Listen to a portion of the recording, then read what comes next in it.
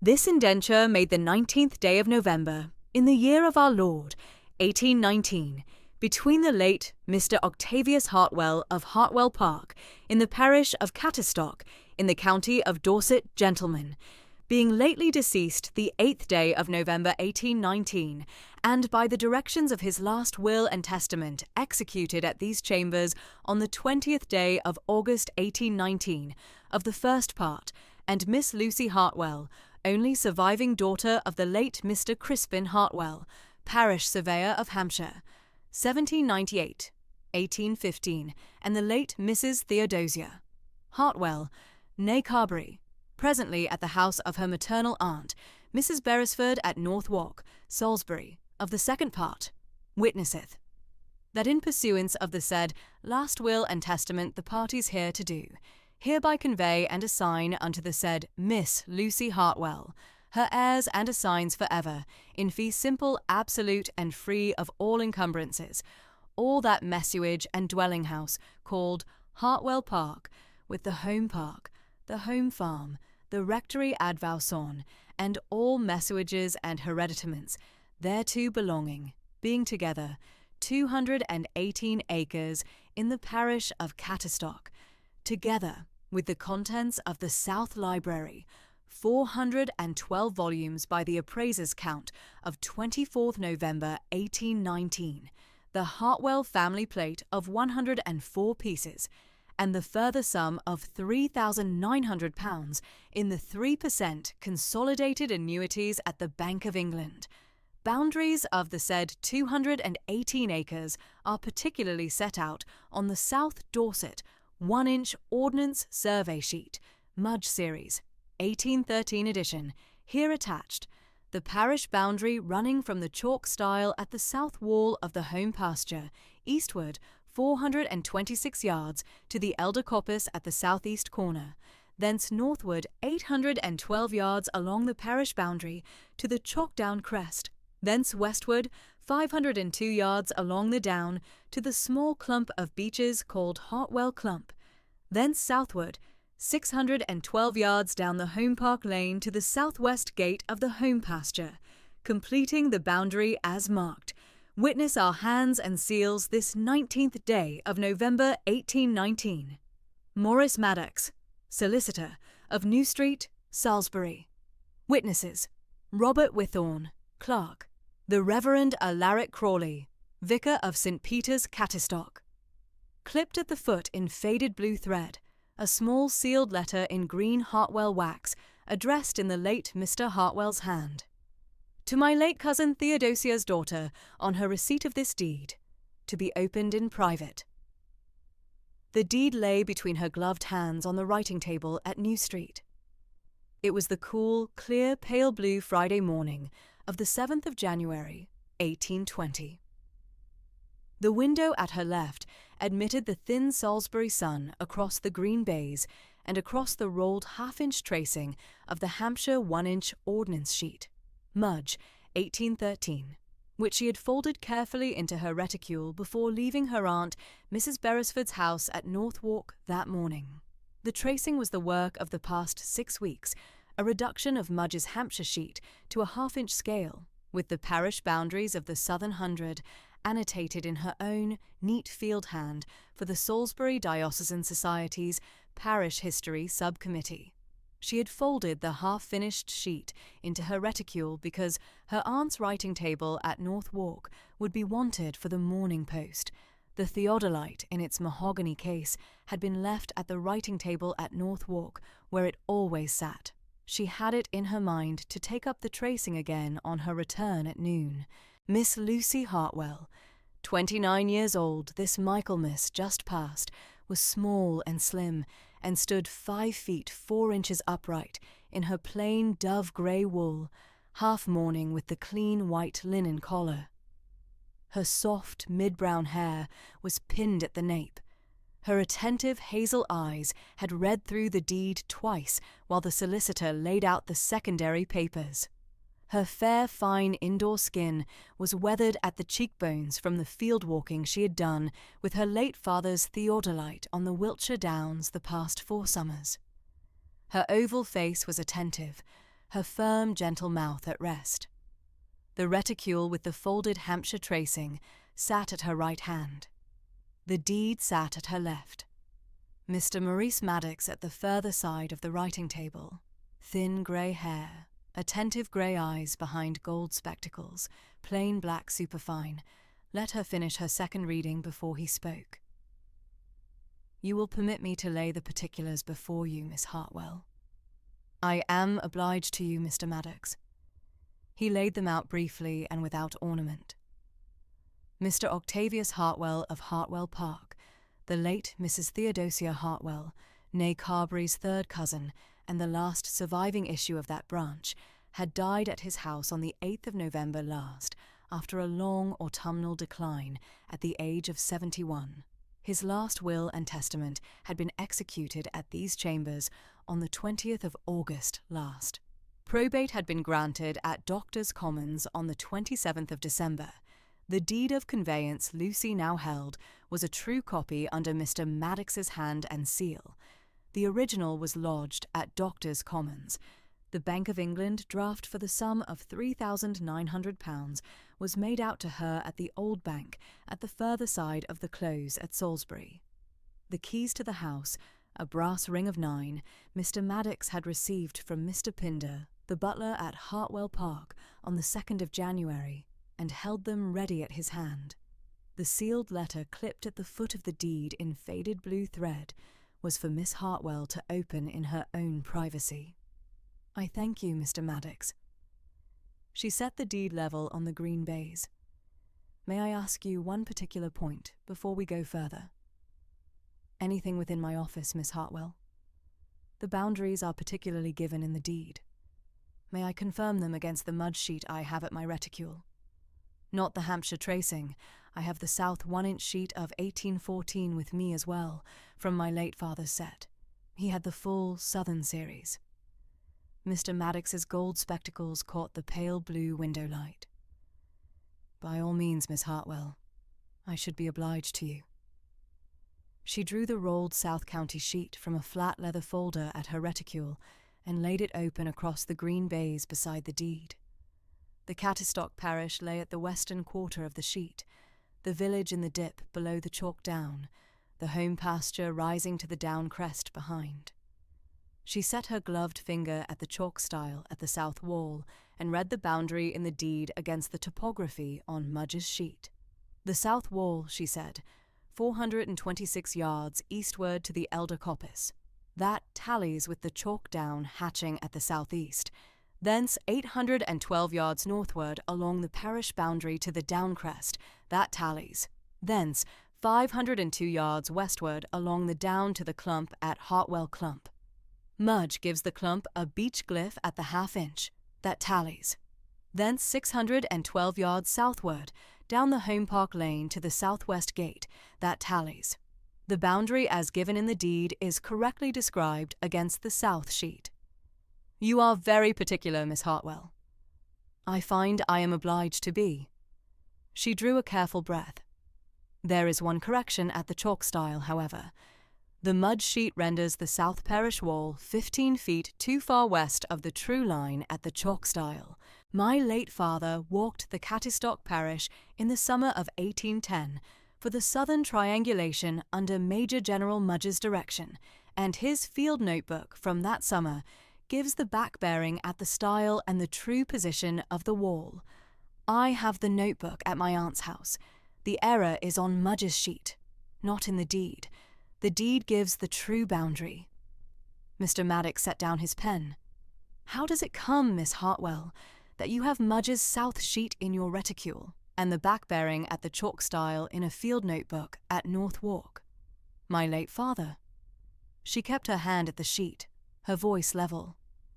"Mr. Crispin Hartwell was parish surveyor for Hampshire from 1798 to his death in 1815.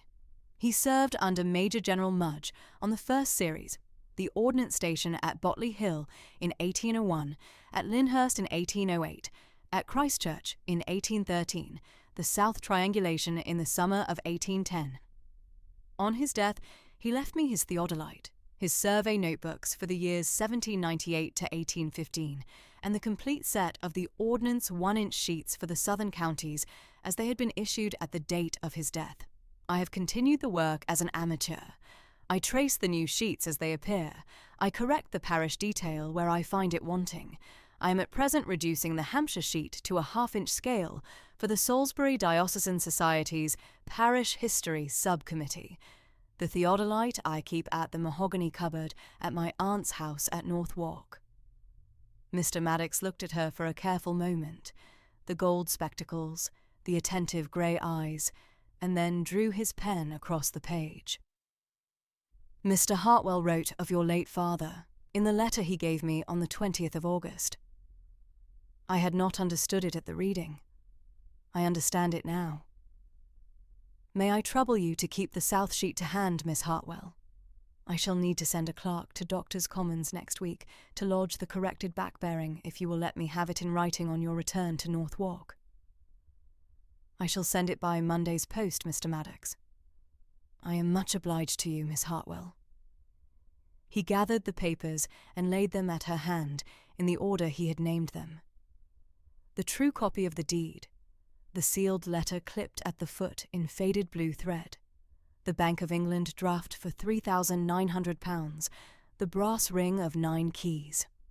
She set them carefully into the further pocket of her reticule beside the half-finished Hampshire tracing. The rolled South County sheet she returned to its leather folder. The whole was a deal heavier at her wrist than it had been at the door of New Street that morning. You will travel to Hartwell Park, Miss Hartwell? By the morning post-chaise tomorrow, if it can be had, the 8th of January. I shall send my reply to Mrs. Crowle at Hartwell Park this evening to give her notice. I have written to Mrs. Crowle on the 3rd. She has the house in readiness. You will find Mr. Pinder at the south door and Mr. Holdfast at the home farm. The Reverend Crawley at the vicarage will call on you at the Monday. He is a kindly man. He has had the parish 30 years. I am obliged to you, Mr. Maddox. She rose. The thin, pale blue Salisbury sun lay across the green bays where the deed had been. Mr. Maddox rose with her and walked her to the chamber's door and saw her to the south side of New Street, where her aunt's man James was waiting with the umbrella against the wet pavement. It was not raining. The umbrella was for civility. She walked back to North Walk by the close. The cool, pale blue Salisbury January light lay along the cathedral spire and along the wet flagstones at the close. She did not hurry. She held the reticule firm at her wrist and did not look back at New Street. She let her mind rest at the south chalk down at Catterstock, which she had never seen, and at the chalk stile at the south wall, which she had only ever seen as a glyph on the mud sheet, and at the back-bearing her late father had shot at the stile in the summer of 1810, and entered in his field notebook in his careful surveying hand. 15 feet west of True. She had checked the entry against the mud sheet at the first reading of the notebook in the December of 1815, in the cool month after his death. She had checked it again in the spring of 1817. She had checked it a third time the past November when she had laid the Hampshire tracing aside one morning to read through the South County entries again. The chalk stile was where her late father's notebook said it was. The mud sheet was wanting. She would walk the south wall herself within the fortnight and shoot the back-bearing for a 4th time, with the theodolite she had inherited from him at her own shoulder. She reached her aunt's house at North Walk at noon. Mrs. Henrietta Beresford, soft iron-grey hair under fine lace cap, attentive grey eyes, dove-grey silk, half mourning, was at the south parlour with her work-basket. She did not rise. She looked at her niece's face and at the heavy reticule. "Well, Lucy." "It is as the letter said, Aunt Henrietta. Mr. Hartwell has left me the Catterstock house and the home park and £3,900 in the 3% at the Bank of England. There is a sealed letter at the foot of the deed which I am to open in private. I shall open it after tea. Sit down, my dear. Sit down at the fire." She sat. Her aunt poured her a cup of the warm tea from the pot at the fender and gave her a thin slice of the seed cake without asking. They did not speak for a little while. The fire made the small sound it made at 12:30 at North Walk. The theodolite in its mahogany case sat at the writing table at the further wall where it had sat since the December of 1815. The half-finished Hampshire tracing she had folded into her reticule that morning, Lucy now drew out and unrolled and laid back at the writing table for the afternoon's work. She would not work at the tracing this afternoon.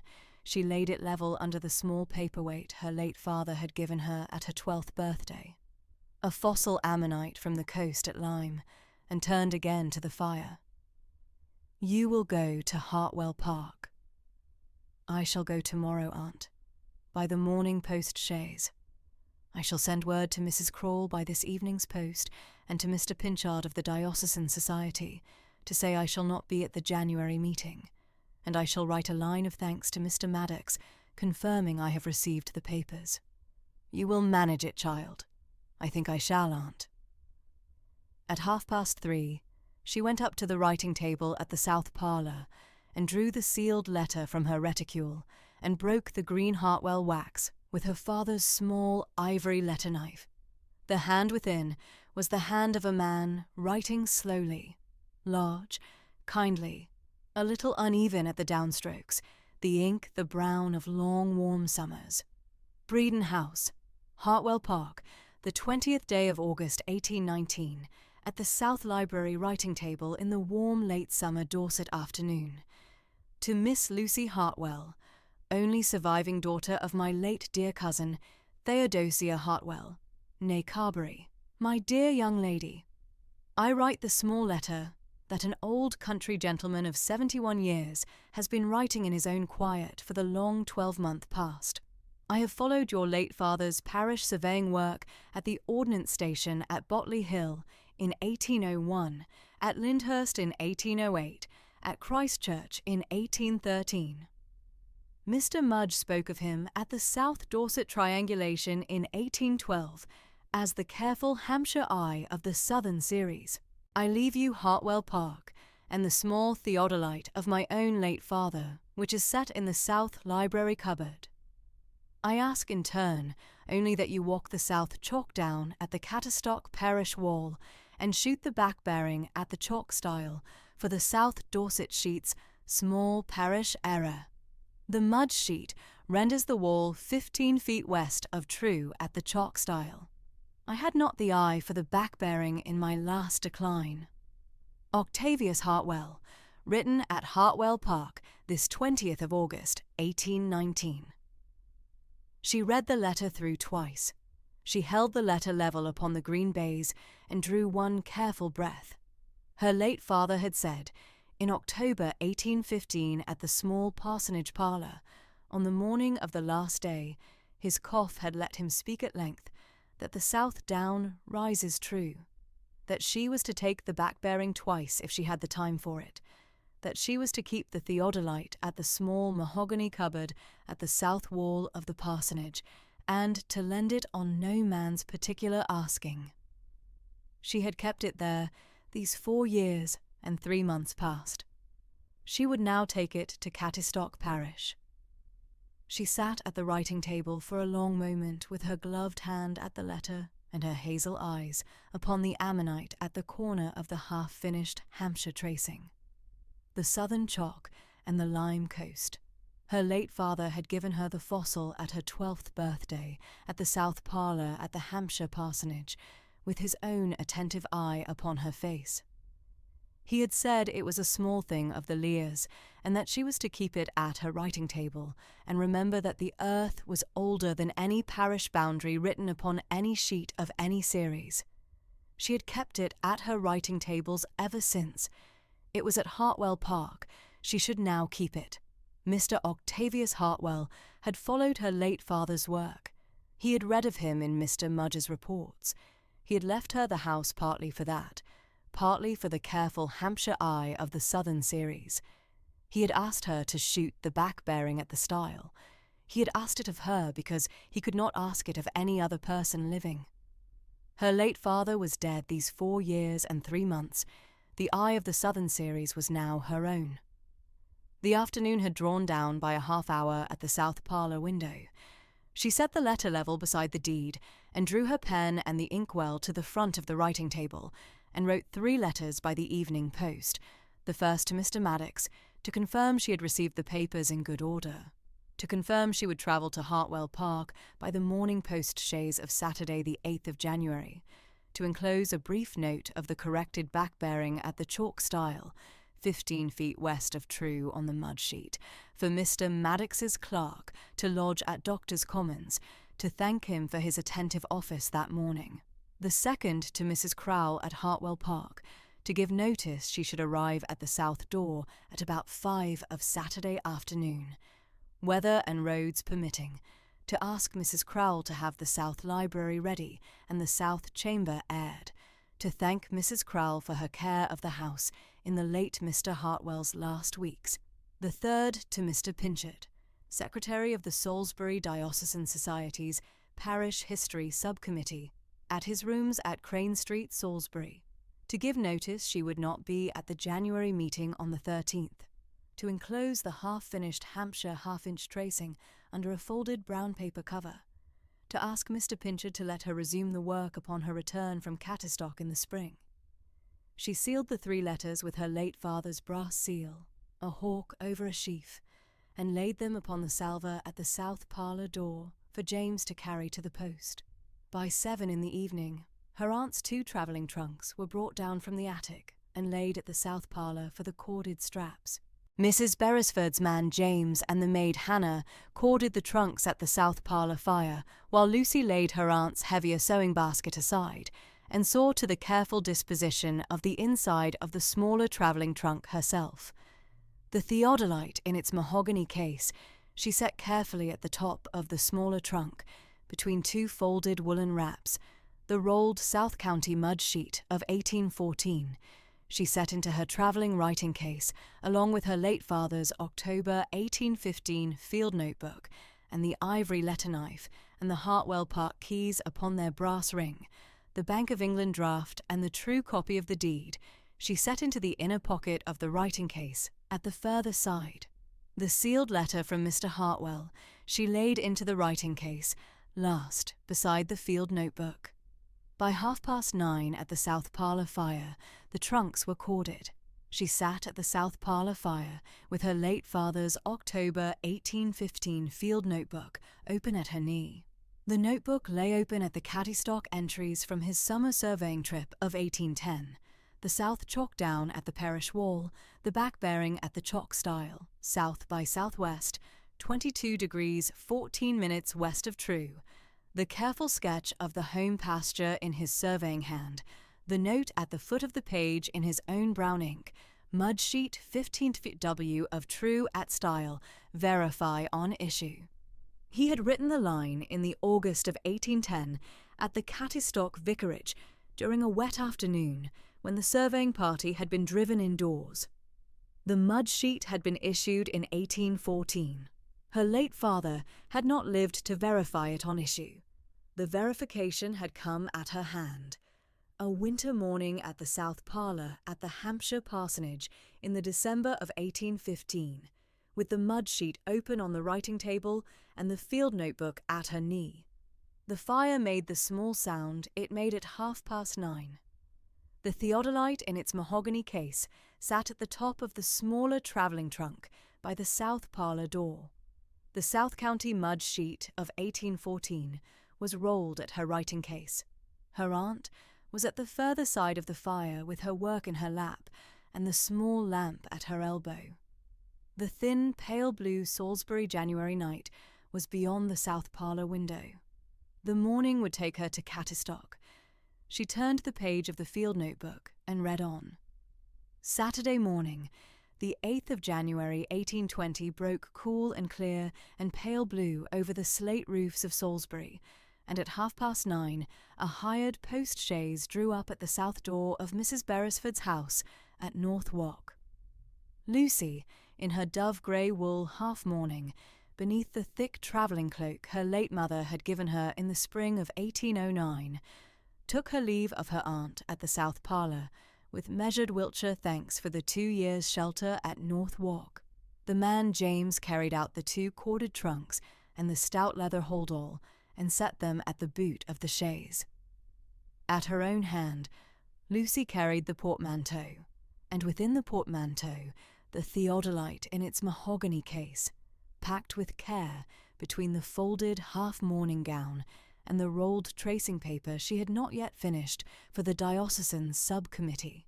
She had wrapped the brass limb in clean flannel, set the spirit level beside it under a fold of soft kerseymere, laid the plumb bob in its leather sheath at the further corner, and closed the brass hasp with the click she knew from 100 field mornings. The Mudge South Dorset sheet in its leather folder lay across the top. She set the portmanteau at the inside seat herself. Aunt Henrietta pressed a hot brick wrapped in flannel against her boots and set a parcel of buttered seed cake upon the cushion beside her for the road. The door was shut. The horses moved off at a steady Salisbury pace down North Walk and into the Close.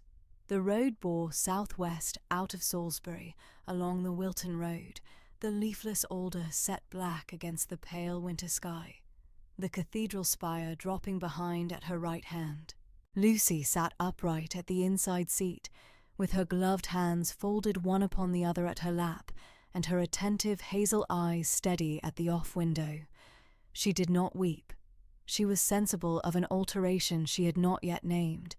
The flat leather wallet with the deed copy and the green-sealed letter refolded, and the Bank of England draft, and the brass ring of 9 keys lay at her side, beneath the fold of her cloak. At Wilton, the chaise bore west by south on the Shaftesbury turnpike. Lucy drew out the pocketbook she carried at her reticule, and set her gloved hand to the pencil at the spine of the book. She traced upon a fresh page a survey sketch of the road as it ran. The curve of the Nadder Valley at the right, the chalk down at the left, the bridge at Barford St. Martin set as a thin line at the half-inch, and noted the bearings at each turn against the off window in a careful field hand. She had been used to make such a road sketch upon every journey since the September of 1816. She set the pocketbook back at her reticule and looked out again at the winter chalk. The chaise rolled west through Hindon and over the chalk into Dorset at the Boundstone above Donhead St. Mary, down Gold Hill and out upon the Stour Valley Road. The leafless beach of the South Dorset uplands rose to her right hand. The river ran low and pale blue at her left. At Dorchester, the chaise turned in beneath the painted sign of the Antelope at the 1:30 of the forenoon, and Lucy took her breakfast at the front parlour: hot tea, a plate of buttered oatcake, a dish of preserved bramble. The landlady, a steady-eyed Dorset woman in clean dark print, addressed her as madam and did not press her with talk. Lucy was obliged for it. She paid her shilling, took up her cloak, and was at the chaise again within the half-hour, a fresh pair set to the pole for the last pull up the chalk to Cattistock. From Dorchester, the road climbed the long chalk above the Frome Valley. Lucy drew the pocketbook out a second time, and entered the bearings as they shifted from south by west to west by north at every long turn, the Boundstones noted at the half-mile. The chalk down rose to a pale blue crest at the north horizon. The chaise took the long lane at a steady Dorset pace. At 3 o'clock, the chaise turned in beneath the worn, lichened gate pier of Hartwell Park, and ran up the modest carriage drive between the leafless beech coppice on either hand. The drive bent twice. At the second bend, Lucy, at the off window of the chaise, looked out for the first time upon the house she had inherited from the man she had never met.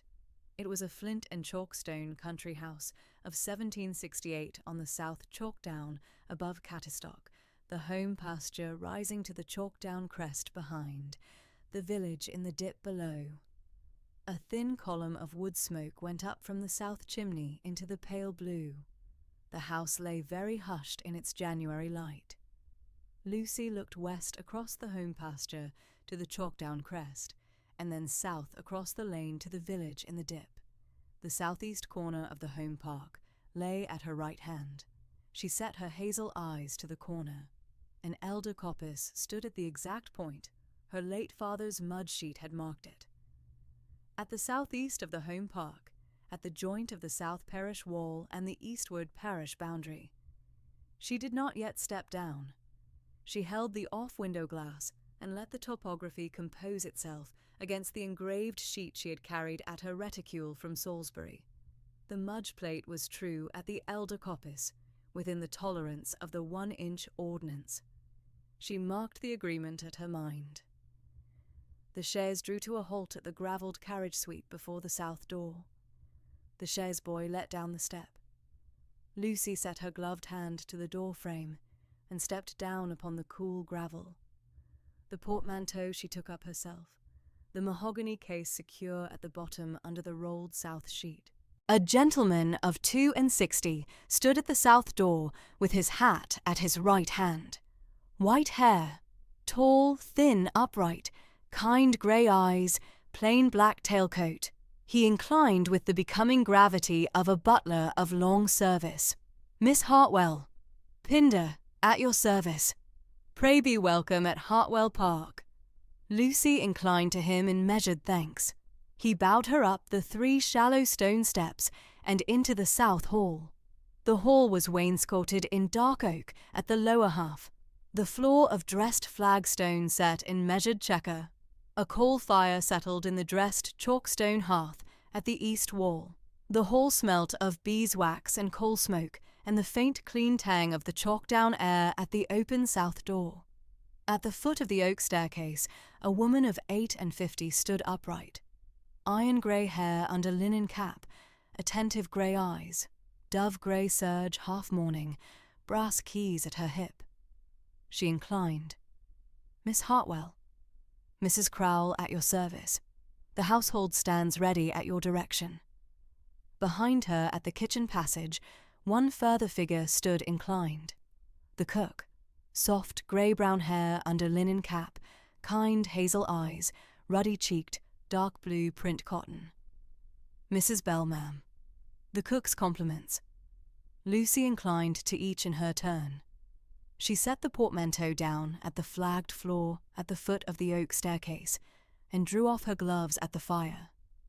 The brass ring of 9 keys she drew from beneath her cloak and laid at the oak side table at the wall. Mrs. Crowle's eyes did not move to the keys. Lucy looked at the housekeeper a moment. She drew a careful breath and addressed her in a firm voice that was not loud and not soft.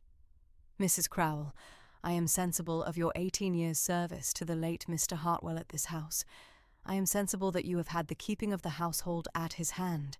Pray keep the household exactly as Mr. Hartwell kept it. I shall observe the order of the house as it has stood, and shall make no alteration in the first weeks. I shall be obliged to you for the keys at your own hand. Pray take them up again. Mrs. Crowle did not speak at once. The grey eyes rested a moment at Lucy's face, then lowered to the keys. She took up the brass ring and set it at her hip beneath the dove-grey serge. I am much obliged to you, Miss Hartwell. The household shall stand as Mr. Hartwell kept it. I thank you, Mrs. Crowle. Mr. Pinder inclined and bore the trunks to the north stair. Mrs. Crowle led Lucy up the oak staircase to the first floor. The north wing chamber had been made ready. An oak-panelled room at the northeast, the fire settled in the chalkstone hearth, a plain oak four-poster with clean white linen, a mahogany writing table at the north window.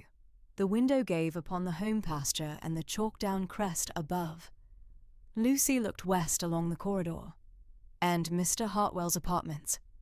At the further end of the corridor, Miss Hartwell, the southwest apartment, the door has been kept closed since his decease. The room has been swept and aired at the Friday by my own hand, and the door closed again. Pray keep the door closed, Mrs. Crowle. I shall not go in at the present. Perhaps in the spring. Yes, Miss Hartwell. The housekeeper inclined and withdrew. Lucy set the portmanteau at the writing table at the north window and drew out the mahogany case and laid it gently at the further corner of the table beside the rolled south sheet.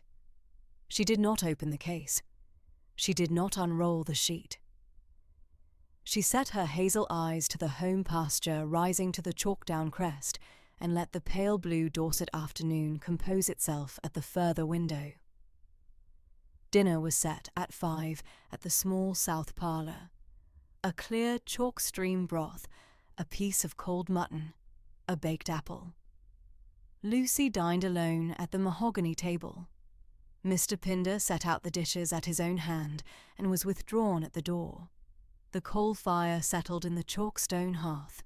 At 6:30, she went up to the north wing chamber, drew the curtain at the north window, lit the candle at the writing table, and read at the deed copy and the green-sealed letter for the hour of evening. The fire made the small sound it made at this house at 8:30.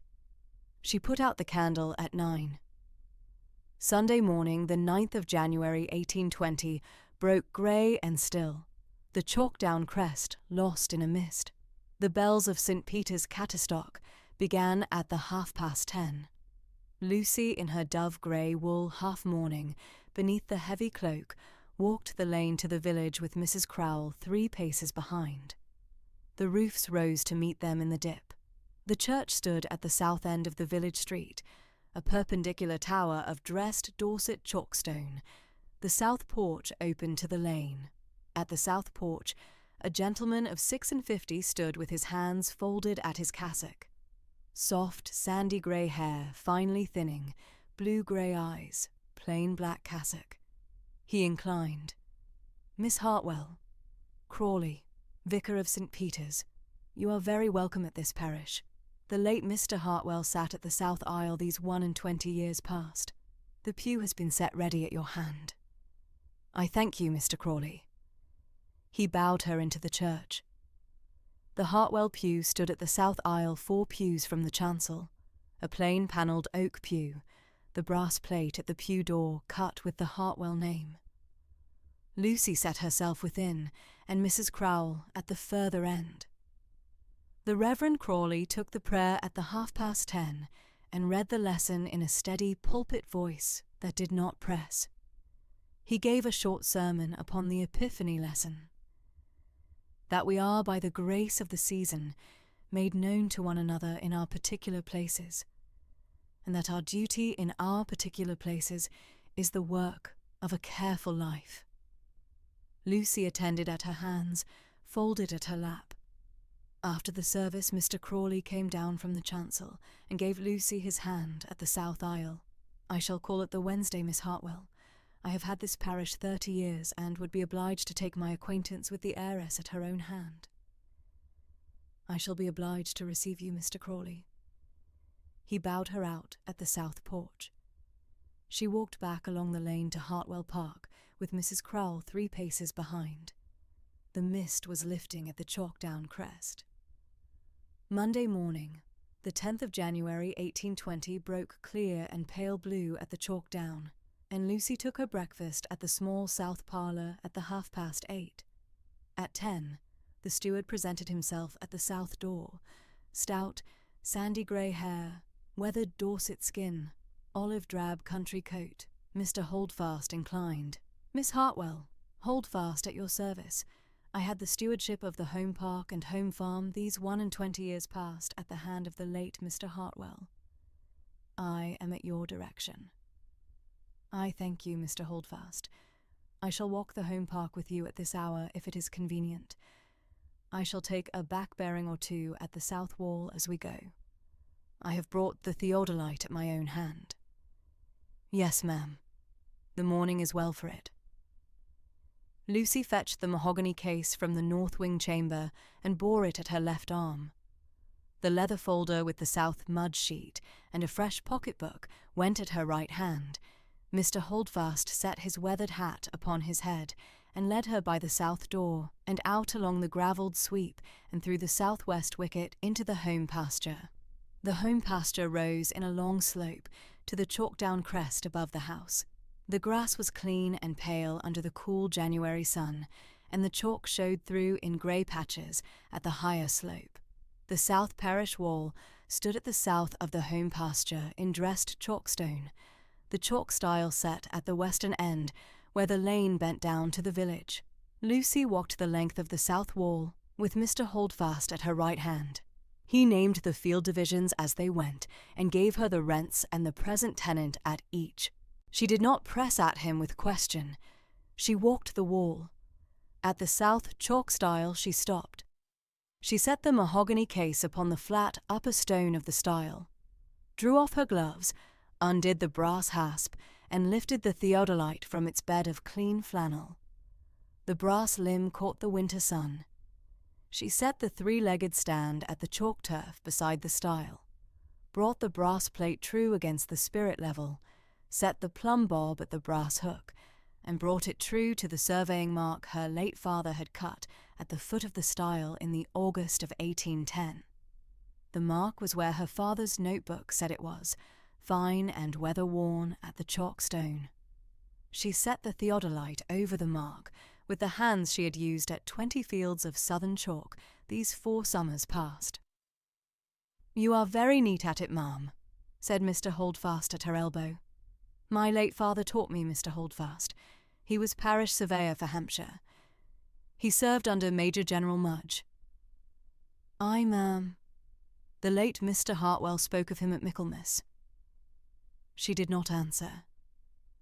She set the telescope to her hazel eye, brought the brass limb true, and took her first back-bearing along the south parish wall, sighting the further dressed corner, where the wall met the eastward parish boundary at the elder coppice, 426 yards eastward at the deed. She read the back-bearing at the brass scale. She entered the bearing at the pocketbook in her careful field hand.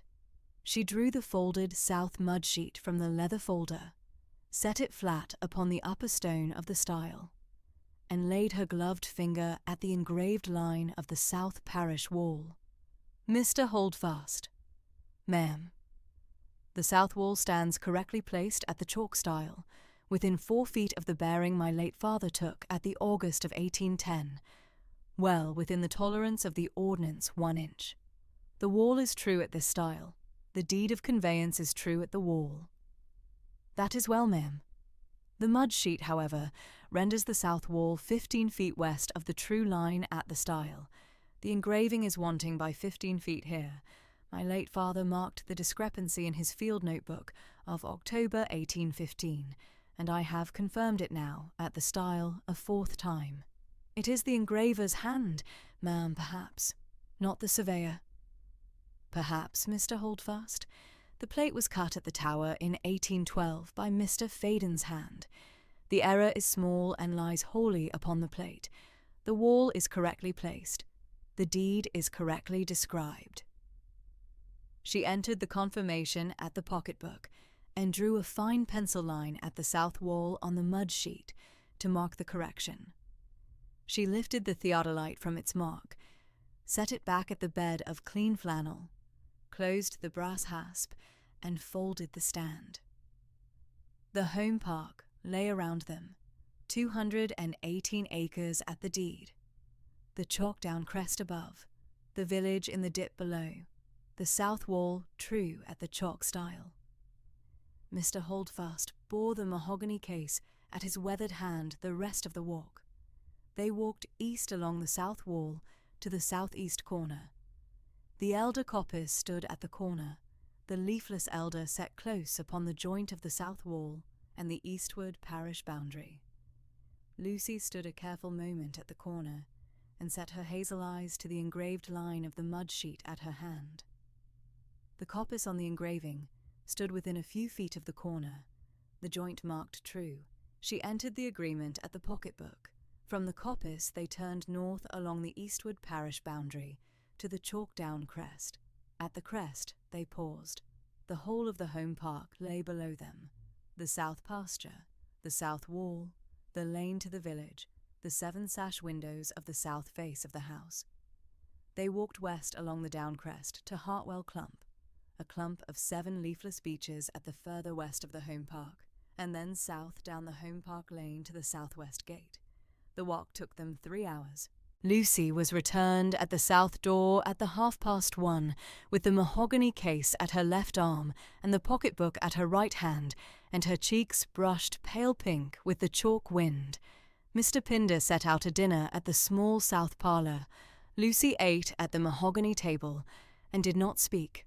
At the 2:30, she went up to the south library.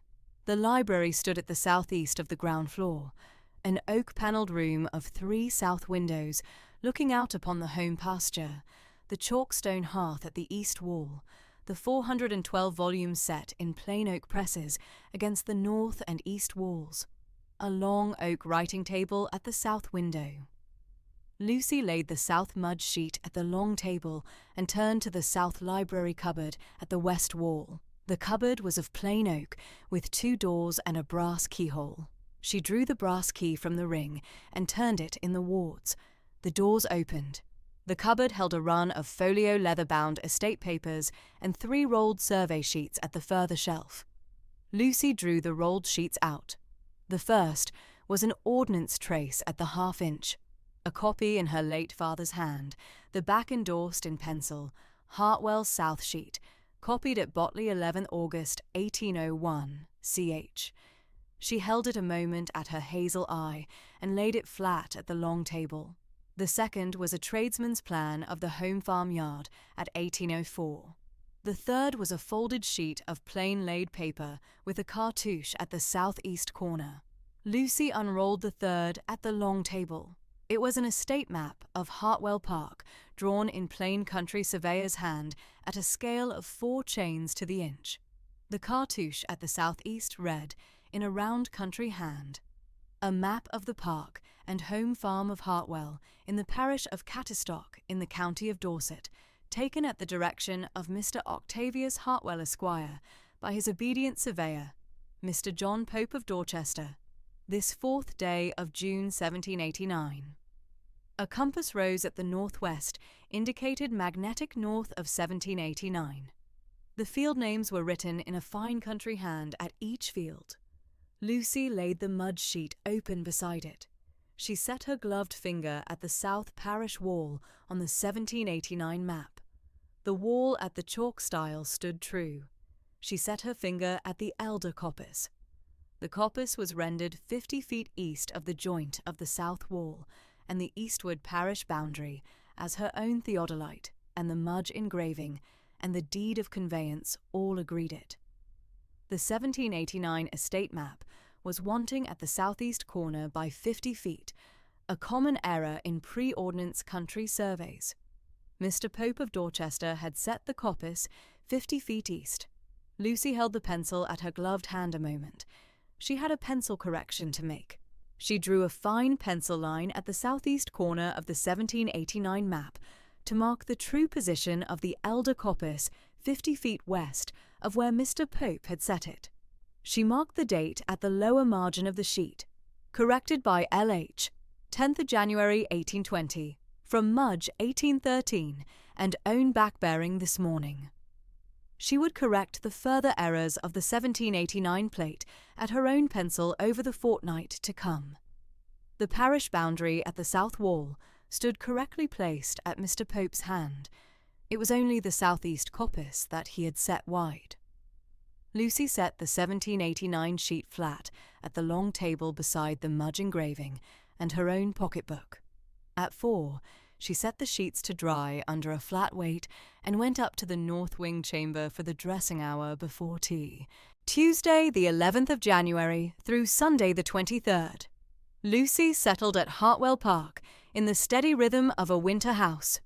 She rose at the 7:30, took her breakfast at the south parlour at the 8:30, walked the home park with Mr. Holdfast on the Tuesday and Friday mornings, sat at the South Library on the further mornings at her father's south sheet and the 1789 estate map with the pencil at her right hand, took her dinner at the South Parlour at 5, read at the deed papers or wrote her thanks at the north wing writing table from 7 to 9, and went up to her bed at 9.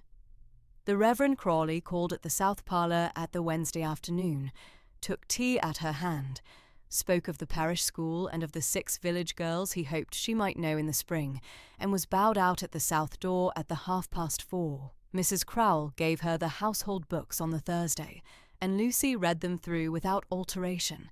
Mr. Holdfast laid the home farm rents at her hand on the Saturday, and she received them as he had laid them. The southwest apartment stayed closed at its door. The mud sheet and the 1789 estate map and the pocketbook lay open at the long table at the south library. The pencil corrections coming clean one upon another at the south wall and the southeast coppice and the down crest hachure. The coal fires settled in the chalk stone hearths at the 8:30 each evening, as they had settled these 21 years past at this house. Sunday morning, the 23rd of January 1820, broke clear and cool and pale blue, the chalk-down crest standing out under a thin sun. Lucy, in her dove-grey wool half-mourning, walked the lane to the village with Mrs. Crawl 3 paces behind. The Reverend Crawley took the prayer at the 10:30 and read the lesson in his pulpit voice, and gave the sermon upon the 3rd Sunday after the Epiphany. The Hartwell pew stood at the south aisle as it had stood the Sunday past. The east window let in the pale blue Dorset light. After the service, Mr. Crawley gave her his hand at the south porch and walked her 3 paces along the south path. He spoke of the parish school and of a child at the lower farm who had been ailing in the December and was now mending. Lucy thanked him. She set her dove-grey cloak about her and walked the lane back to Hartwell Park with Mrs. Crowell 3 paces behind.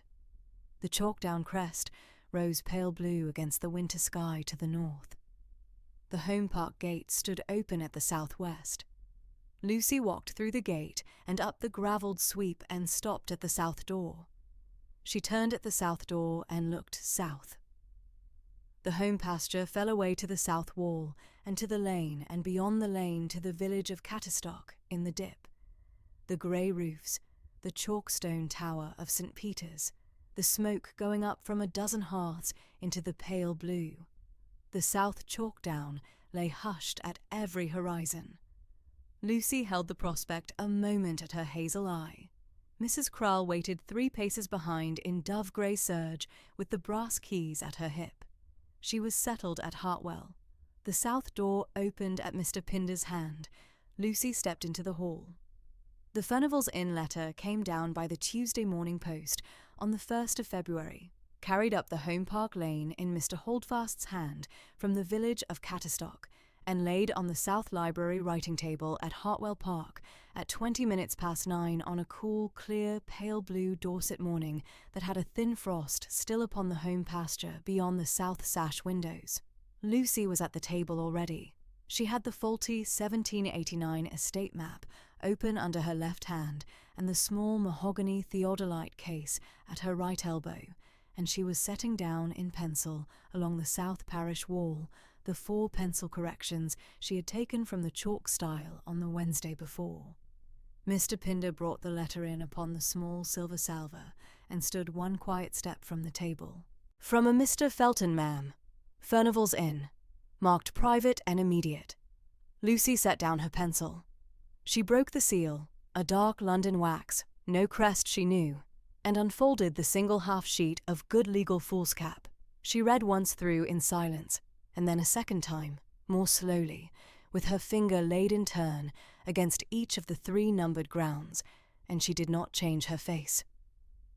She read the letter aloud to Mrs. Crowell at the south parlour an hour afterwards, in her firm, gentle voice, the half-mourning still upon her, the housekeeper at the corner chair with the morning's mending in her lap, and Mrs. Crowell put down the linen and listened without comment to the end. Mrs. Crowell had been 31 years at Hartwell Park, since the November Mr. Octavius Hartwell had taken up his lay residency in 1798. She had known the chalk stile and the south parish wall in every weather of every winter for the half of her grown life, and she had buried Mr. Octavius from the south porch of St. Peter's in the 2nd week of November last. She had no opinion to give upon a Furnival's Inn solicitor's letter. She had her opinion upon the place itself. The letter ran in Mr. Felton's small, careful hand. Furnival's Inn, London. Saturday the 29th of January 1820. Madame, Acting for Sir Cuthbert Mortimer Pine of King Street, St. James's, the only surviving male issue of the 1758 Mortimer-Hartwell marriage settlement, and the proper heir at law to the Hartwell entail, I am instructed to apprise you that your conveyance of Hartwell Park in the parish of Cattistock by deed of the 19th November last is liable to be impeached upon 3 several grounds.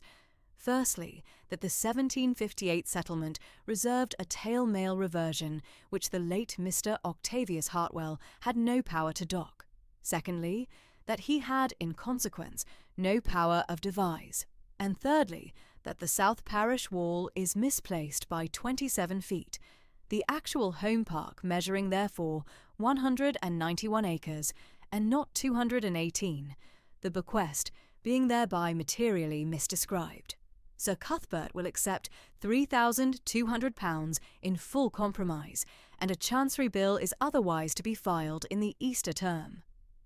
Your obedient servant, James Felton, Barrister. Lucy folded the letter into thirds along the printer's creases and laid it square upon the writing table. She drew her own pocketbook toward her, and at a fresh page she set down the time of receipt and the 3 grounds in her own small upright hand, in order against the day. Then she took a clean sheet of writing paper, dipped her pen, and wrote at once to Mr. Maddox at New Street, Salisbury. 3 short paragraphs, the letter folded enclosed for his particular sight, and the request that he come down to Hartwell Park by the first available post-chaise. She did not put it stronger than that. She signed her name in the plain Lucy Hartwell she had used to her father, sealed the letter in Hartwell green, and put it in Mr. Pinder's hand for the noon Dorchester mail. When the south parlour was empty again, she returned to the south library table, sat one moment with her hand on the closed pocketbook, and then drew the 1789 estate map toward her, and read the south wall course along the chalk stile once more. She did not change her face. She did not call for Mrs. Crowell. She read the wall course twice through, against her own pencil corrections of the morning before, and against the mud sheet of 1814, spread open at her right hand, and she found at the chalk stile what she had found there a week before, that the 1789 estate map and the 1814 mud sheet disagreed by some 40 feet with each other, and that neither agreed with the wall itself. The error in Mr. Felton's letter was the difference between the 2 faulty maps, read out as if it were the difference between deed and wall. She had walked the south wall 4 times since her arrival. She knew the chalk stile and the southwest gate, and the elder coppice and Hartwell clump, as she had known the parishes of Bishop Sutton and Cheriton in her father's Hampshire years. She rang for Mr. Holdfast at 10:30, and said to him in her firm, gentle voice, "Tomorrow morning at 10, Mr. Holdfast, the theodolite at the chalk stile, and the surveyor's chain. I have a back-bearing to shoot. The matter is not urgent. It is exact." The Wednesday came in clean and cold and cloudless. Frost was on the home pasture still at 10, and the chalk down rose pale behind the south wall against a Dorset sky of the same cool, pale blue it had worn at her arrival 3 weeks before. Lucy went down the home park lane in her dove-grey wool half-mourning and her father's old field-walking boots, the small mahogany theodolite case under her left arm, and her late father's brass field notebook of October 1815 in her reticule. Mr. Holdfast came down behind her with the surveyor's chain over his shoulder in its leather coil and the chaining pins in his hand. He did not speak until they were at the south stile. "You'll set up south of the chalk stile, ma'am," he said. 2 yards south of the stile post, and 1 to the east, Mr. Holdfast. The level ground there gives a clean line up to Hartwell Clump. The flint in the wall thins at the stile post, and we shall have a foot for the brass leg of the instrument. Ay, ma'am, the frost has bound the ground hard. You'll have a sure plate. That is what I had hoped."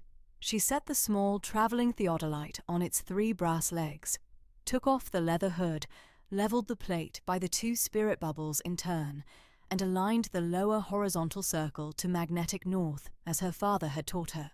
She corrected for the local declination her father had recorded for the South Dorset Downs in October 1815, 3 degrees, 5 and 20 minutes westerly, and noted the correction in her pocketbook against the day.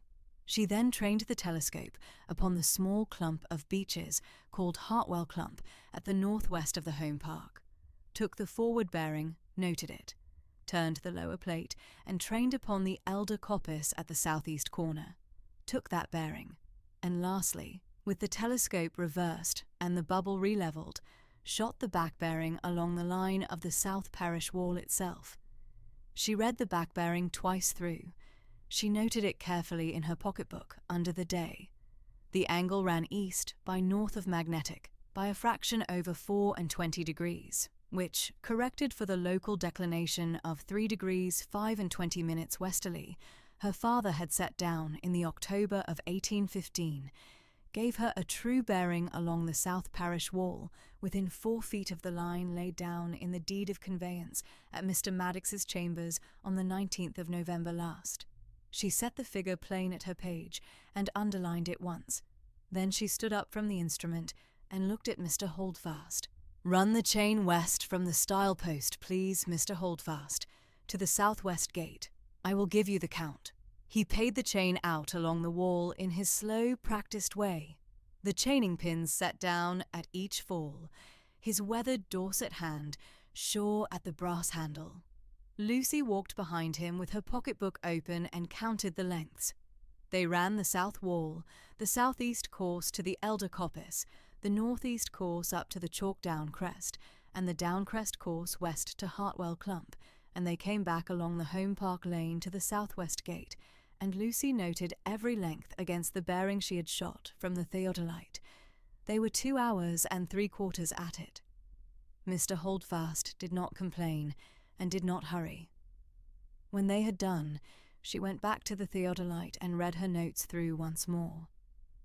Then she set the pencil down and said quietly, "Mr. Holdfast, the south parish wall is correctly placed at the chalk stile within 4 feet of true on the back bearing.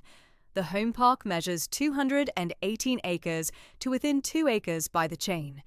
Mudge's South Dorset 1814 sheet renders the chalk stile 15 feet west of its true position, an ordnance error my late father noted in his field notebook in October 1815, which is here in my reticule.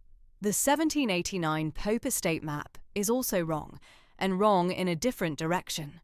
Whoever has read 27 feet of error from these papers has read from a faulty map and has not shot the line himself. Yes, ma'am, that is the matter. Pack the chain, Mr. Holdfast. I shall set the entry up in the South Library this afternoon. She wrote the survey particulars out in her pocketbook at the South Library writing table that afternoon, the time of setting up, the magnetic correction, the 3 bearings shot, the chain count of each course, the variance of the wall from true, the variance of Mudge's 1814 sheet, the variance of the 1789 Pope map, and she signed and dated the entry at the foot in her plain, upright hand. She set out the entry in the manner her late father had taught her at the kitchen table of the parsonage at Bishop Sutton 10 years before. The bearings in degrees and minutes at the top of the page, the chain counts in their numbered columns beneath, the variances stated separately for each of the 2 faulty sources, the date and her signature at the foot. It was not the elegant, fair copy work of a Mudge clerk at the Tower of London, but it was what her father had called a sound parish surveyor's entry, and it would serve at law. She did not write to Mr. Felton. She closed the pocketbook and laid it square at the table edge and went to her tea. Mr. Maddox came down by hired Dorchester post chaise on the Friday at 3. The cool, pale blue Dorset light had gone out of the south sash windows by then, and a coal had been kindled in the south library grate. Mr. Pinder showed him through, and Mrs. Crowle took his hat and his greatcoat, and Lucy met him at the south library writing table with the Felton letter at her left hand, and her own survey pocketbook set open beside it at the back bearing entry of Wednesday last. She did not ring for tea until they had read. Mr. Maddox sat down at the writing table opposite the south sash window and took up the Felton letter in his attentive way. He read once through slowly, the gold spectacles set forward upon his nose, turned the half-sheet over to be sure of the signature, and laid it flat upon the table. Then he reached for the survey pocketbook and read Lucy's Wednesday entry with the same slow, attentive method, his pencil finger moving in turn from the correction for declination to the 3 bearings shot, to the chain count of each course, to her summary at the foot. He set the pocketbook down beside the Felton letter. He looked across the table at Lucy. 3 grounds, he said quietly. I will take them in their order. If you please, Mr. Maddox. Ground 1. The 1758 Mortimer Hartwell marriage settlement was a strict settlement for 2 generations, and not in perpetuity. I have the original articles at New Street. I drew the abstract for your late benefactor, Mr. Octavius Hartwell, in the spring of 1818, when he came to consider his testamentary arrangements. The settlement was strict to Sir Frederick Mortimer Pine, that is, to Sir Cuthbert's late father, for life, with remainder to his issue male and tail, and on Sir Frederick's death in 1798, the limitation expired. Mr. Octavius Hartwell took the Hartwell lands in fee simple absolute from that day. There was no tail-male reversion in existence when he executed his last will and testament on the 20th of August 1819, and there is none now. The first ground is spent. Yes, ground 2 falls with the first. Mr. Hartwell had full power of devise from 1798.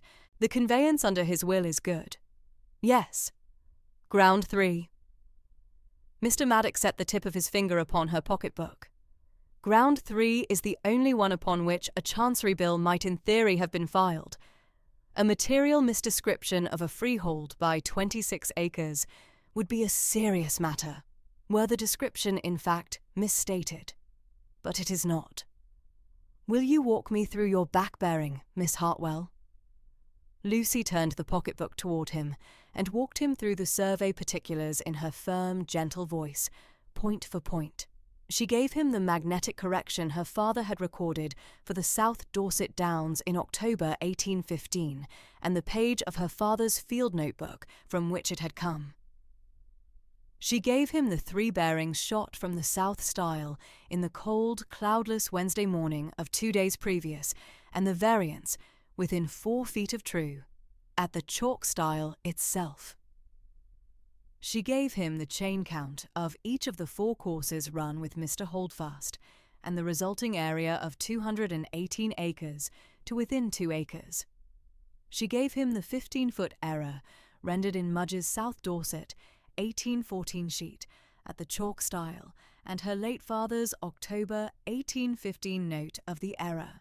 She gave him the 1789 Pope Estate map, opened at the South Wall course, and showed him with her pencil where Mr. Pope's country surveyor had read the chalk stile 30 feet to the west of its true position, an error different in direction and magnitude from Mudge's, and quite separate. And the 27 feet, said Mr. Maddox. Sir Cuthbert's solicitor has taken the position of the chalk stile from the 1789 Pope Estate map, and compared it not with the actual wall, but with the description in the deed of conveyance. The deed describes the actual boundary correctly. My late father's old field-walking notes of 1811 tally, with my Wednesday back-bearing within 2 feet at every point.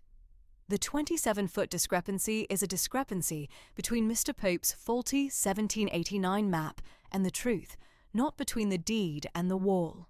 Mr. Felton has read from the wrong map, and has not shot the line. Mr. Maddox sat one long quiet moment with the pocketbook under his finger and the Felton letter at his right hand. Then he took off the gold spectacles and polished them with the plain cambric handkerchief from his inner pocket, set them back upon his nose, and looked across the table. Mr. Felton has been incautious. He has been misled. That is the same thing in a court of equity, Miss Hartwell, and rather worse in a question of costs. Have you any preference how I answer? Lucy laid her hand quietly upon the closed pocketbook. She did not raise her voice. she said in her firm voice that was not at all the candid, sober voice the morning at Salisbury had been. "Mr. Maddox, the grounds appear to me to be at law, indefensible, and at fact misled. Pray answer Mr. Felton in measured Lincoln's Inn fashion." "Measured Lincoln's Inn fashion, yes." "And enclose certified copies of the 1758 settlement, and my Wednesday survey entry, and Mudge's South Dorset sheet, with my grandfather's 1762 pencil corrections at the chalk style, which Mrs. Crowle has fetched up from the long cupboard." "I should like the matter to rest upon documents." "It will, Miss Hartwell." Mr. Maddox drafted the answer upon the South Library writing table on the Monday morning following, the 7th of February. At fresh paper, Mr. Pinder had brought up from the steward's office in his slow, attentive hand. He worked from the Felton letter at his left and from Lucy's pocketbook at his right, and Lucy sat at the south parlour through the morning with Mrs. Crowle's mending and did not interrupt. He read the draft to her at noon. The answer ran to 3 pages of careful Lincoln's Inn prose. It took the 3 grounds in their order. It dispatched the first upon the expiry of the strict limitation in 1798, the second as falling with the first, the third upon the survey evidence, with the particulars verbatim from her pocketbook. It enclosed 3 certified copies, the 1758 settlement, with the strict limitation at the 3rd article, and the death of Sir Frederick Mortimer Pine in 1798, endorsed at the foot in Mr. Maddox's own clerkly hand, Lucy's Wednesday survey entry, with the back-bearing particulars, the chain counts, and the variance at the chalk style within 4 feet of true, and Mudge's South Dorset 1-inch sheet, the chalk style course corrected in the late Mr. Hartwell's father's pencil hand at the survey of 1762. A pencil correction, quite independent of Lucy's Wednesday work, and confirming it within 3 feet. "That ought to settle the matter," said Mr. Maddox. "At law," said Lucy. "Yes, at law it is finished. Whether the gentleman has the grace to withdraw is another question. Sir Cuthbert is at Furnival's a stranger to his own brief. Mr. Felton will have read the certified copies before Wednesday next, and if Mr. Felton is the man I have been given to understand he is, he will read the South Parish wall correctly from your back-bearing and put the matter to his client at once. The first question for the client will be costs.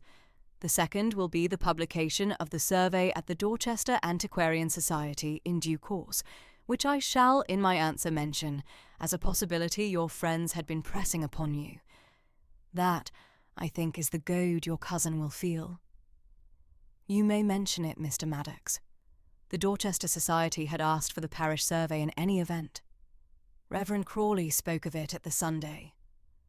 Then it is no overstatement. Good. He sealed the letter in his own dark London wax and put it in Mr. Pinder's hand for the noon mail, and he went back to Salisbury on the afternoon post-chaise. Lucy walked him to the gravel sweep at the south door and stood one quiet step out of the chaise in the cool, clear, pale blue Dorset light, and watched the chaise away down the Home Park lane toward the village of Catterstock. She heard nothing from Furnival's Inn for the week following. She kept her usual morning at the South Library writing table with the 1789 Pope Estate map and her own pencil corrections. She walked the home pasture with Mr. Holdfast on the Friday. She went to St. Peter's on the Sunday and sat in the Hartwell pew at the south side of the nave and listened to the Reverend Crawley's quiet sermon upon the parable of the unjust steward.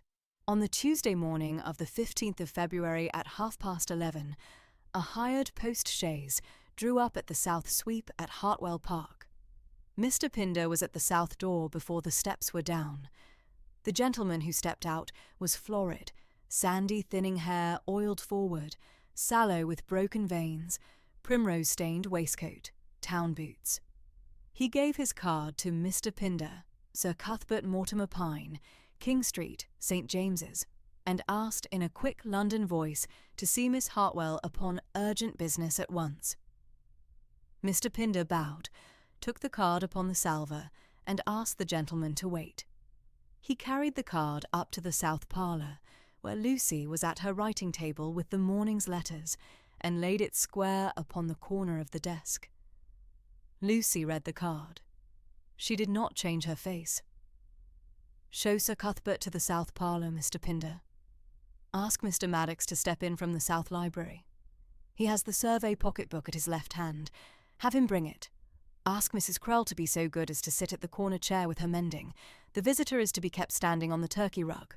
There is no tea." "Yes, ma'am." She closed her writing case, set her pen down across the lid, and went through the connecting door to the south parlour. Mr. Maddox came in from the south library, at the same moment with the survey pocketbook open at the back-bearing entry of the 2nd of February, and laid it square upon the south parlour writing table.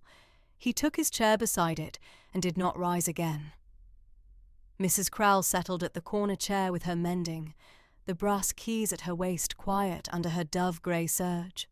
Lucy took her upright country chair at the south sash window, in her dove-grey wool half-mourning with the clean white linen collar, and sat plain. Mr. Pinder, the card still in his white-gloved hand, opened the south parlour door.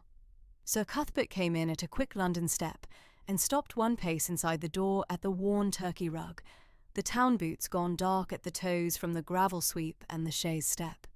He looked at the upright country chair and the empty places about the south parlour, and at Mr. Maddox at the writing table, and at Mrs. Krell at the corner, and he saw in the manner of a man practised at South London drawing-rooms that he had not been offered a chair and was not to be.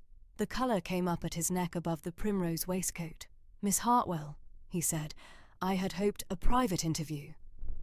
"Sir Cuthbert, you have my answer in one sentence." She paused one quiet moment with her hands folded plain in her lap, and she did not raise her voice, and her firm, gentle Dorset voice carried the south parlour quite clear in the cool, pale blue February light from the south sash windows. The 1758 Mortimer Hartwell marriage settlement was a strict settlement for 2 generations, and is long spent at your late father Sir Frederick's death of 1798. Mr. Maddox holds the settlement papers. The south parish wall is correctly placed at the chalk stile, within 4 feet of true, on the back-bearing taken by my own theodolite at 10:30 on the morning of the 2nd of February. The home park, as conveyed, measures 218 acres, plus 2 acres by surveyor's chain, and your Mr. Felton has read the boundary from the faulty 1789 Pope Estate map, and not from any actual survey. Your chancery proceeding is at law indefensible and at fact misled, and I shall not pay 6pence to secure its withdrawal. Mr. Pinder, this gentleman is leaving us. I wish you a measured journey back to town." Sir Cuthbert stood one moment at the worn turkey rug, the colour at his neck gone up into his face, the town boots quite still. He opened his mouth and closed it again. He looked across at Mr. Maddox at the writing table. Mr. Maddox did not look up from the survey pocketbook. He looked at Mrs. Krell at the corner. Mrs. Krell did not raise her head from the mending. He looked back at Lucy. She had not moved her hands from her lap. He turned without a word.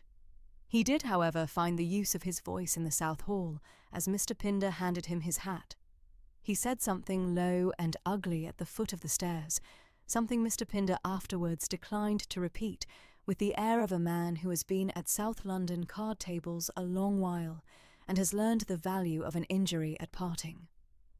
Mr. Pinder bowed at the south door, opened it, and held it. The cold, pale blue February light came in upon the worn turkey rug. Sir Cuthbert went out, the chaise steps set down, the chaise door closed. Mr. Pinder showed Sir Cuthbert out at 20 past noon. Lucy heard the chaise away, down the Home Park lane toward Catterstock, from the south sash window. The wheels on the gravel, the wheels on the lane, and then the cool, pale blue Dorset quiet of the home pasture again. She rose from the upright country chair, thanked Mrs. Krell for the chaperone, and asked Mr. Maddox to be so good as to take a cup of tea in the south library. Mr. Maddox brought a separate private inquiry up from Salisbury at the end of the next week, in his own hand at a half-sheet, which he laid before Lucy at the South Library writing table on the Friday afternoon. He had asked at the 4 sponsor houses in Pall Mall and at Furnival's Inn. The particulars were not for circulation, but Lucy ought to know them. Sir Cuthbert Mortimer Pine was at present indebted to the Pall Mall houses for some £5,600 in gaming losses, standing since the autumn of 1819. He had been refused a fresh retainer at 4 sponsor houses in the past month. Mr. Felton at Furnival's Inn had taken the brief upon the understanding of a £3,000 compromise sum from which counsel's fees would be drawn, and he was unlikely to press a chancery bill on a topographical ground after the certified copies sent down on the 7th. "That is the shape of it," said Mr. Maddox. "Yes," said Lucy. She did not write to anyone upon the particulars. She set the half-sheet at the back of her pocketbook and closed it. The matter was not for the village, and not for Mrs. Beresford at Salisbury, and not for the Reverend Crawley at the vicarage. The particulars of a gentleman's ruin were no longer the proper subject of her morning's letters. She had had her answer of the wall and of the deed. The rest was for Mr. Felton's conscience and for the Pall Mall sponsor houses, and she would let it lie. Mr. Maddox went back to Salisbury on the Saturday morning. He left the survey pocketbook at her writing table where she had set it, the back-bearing entry of the 2nd of February marked at its ribbon, the long cupboard 1762 grandfather map lying open at her right hand for her own further study. He said at the south door as the post-chaise was brought round, "I shall have the Felton withdrawal in your hand within 10 days, Miss Hartwell, or I shall not be a Salisbury solicitor in another year." She thanked him in her firm, gentle voice and stood at the gravel sweep until the chaise was past the first turn of the Home Park Lane and out of sight. The Felton withdrawal letter arrived by the Friday morning post on the 25th of February. It was short. Mr. Felton withdrew, on Sir Cuthbert's instructions, the 3 grounds set out in his letter of the 29th of January, on review of the documents enclosed in Mr. Maddox's answer of the 7th. He tendered no apology and made no further demand. Lucy read the half-sheet once through, folded it modestly along its printer's creases, and laid it on the South Library writing table at her elbow. The threat was at an end. The Saturday came in cool and pale yellow over the leafless beeches on the chalk down behind the Home Park. It was the 26th of February, in the year 1820. The sun had moved across the south sash windows of the South Library by 3:30, and the light upon the writing table was the cool, pale yellow Dorset afternoon light that comes in February before the catkins are out. A coal had been kindled in the grate at noon and had settled to its quiet, steady ash by 3. Mrs. Crowle had brought in tea at 2:30 and had taken it away at 3. Lucy was at the South Library writing table. The Felton withdrawal letter was folded modest at her left elbow. The 1789 Pope Estate map was open under her left hand, and at the south wall course the 4 pencil corrections she had set in on the morning of the 1st of February, before the Felton letter came up, were now overwritten in plain ink at the back-bearing variances she had shot from the chalk style on the 2nd. Her own pocketbook lay closed beside the map. The small mahogany theodolite case was at her right elbow, with the brass field notebook of her late father's October 1815 work set square upon its lid. The brass field notebook was open at the page on which her father had set down, in his small upright Hampshire surveyor's hand, the local declination for the South Dorset Downs of 3 degrees 5 and 20 minutes westerly. She did not celebrate. She did not write to anyone upon the matter. She did not even close the Pope Estate map. She sat at the writing table in her dove-grey wool, half mourning with the clean white linen collar, her hands folded plain in her lap, and she looked out across the home pasture beyond the south sash windows at the cool, pale yellow afternoon over the leafless beeches on the chalk down, and the small, steady silence of the South Library was about her. The small, steady sound of the coal in the grate, the small steady tick of the long case clock at the south library door, the small steady weight of the brass field notebook upon the mahogany theodolite case at her right hand. The home park measured 218 acres to within 2 acres by surveyor's chain. The south parish wall stood at the chalk stile within 4 feet of true. The deed of conveyance executed at Mr. Maddox's chambers at New Street on the 19th of November 1819 described the actual boundary correctly. The 1758 Mortimer Hartwell marriage settlement was long spent. Mr. Felton had withdrawn. Sir Cuthbert Mortimer Pine was gone back to town. The threat was at an end. She drew the Pope estate map a quarter turn toward her on the writing table, set her pencil to the southeast course at the elder coppice, and went on with her corrections. The course wanted 4 feet at the elder coppice and another 6 at the southeast turn beyond it, and she set them in along the wall in her father's careful method, working up the line by the bearings she had shot from the chalk stile on the second. The long case clock at the south library door struck the 3/4 She did not look up. Late February at Hartwell Park composed itself into the rhythm the house of 1768 had kept for 40 years and would keep for 40 more, the 7 south sash windows taking the pale winter light at 8:30, Mr. Pinder bringing the morning tray to the parlour at 9, Mrs. Bell sending up the cottage loaf at 1/4, Mrs. Crawl coming up at 10 with the day book, Mr. Holdfast at 1/2 with the home farm tally, Lucy walking the home pasture at 11 with the theodolite at her shoulder when the sky was clear, reading at the south library writing table from 1/4 noon, dining at 3:30, reading again until the dusk closed at 6, taking tea at 7, and going up to bed at 10. 1 sentence, and the sentence was Dorset. Sir Cuthbert Mortimer Pine's solicitor's letter of withdrawal had come down by the Salisbury post on Tuesday the 15th of February. 3 lines in a clerkly hand, the topographical claim acknowledged as mistaken on the cousin's instruction, the costs to be borne by Sir Cuthbert. Lucy folded it once and laid it in the escritoire under the mud sheet of 1813.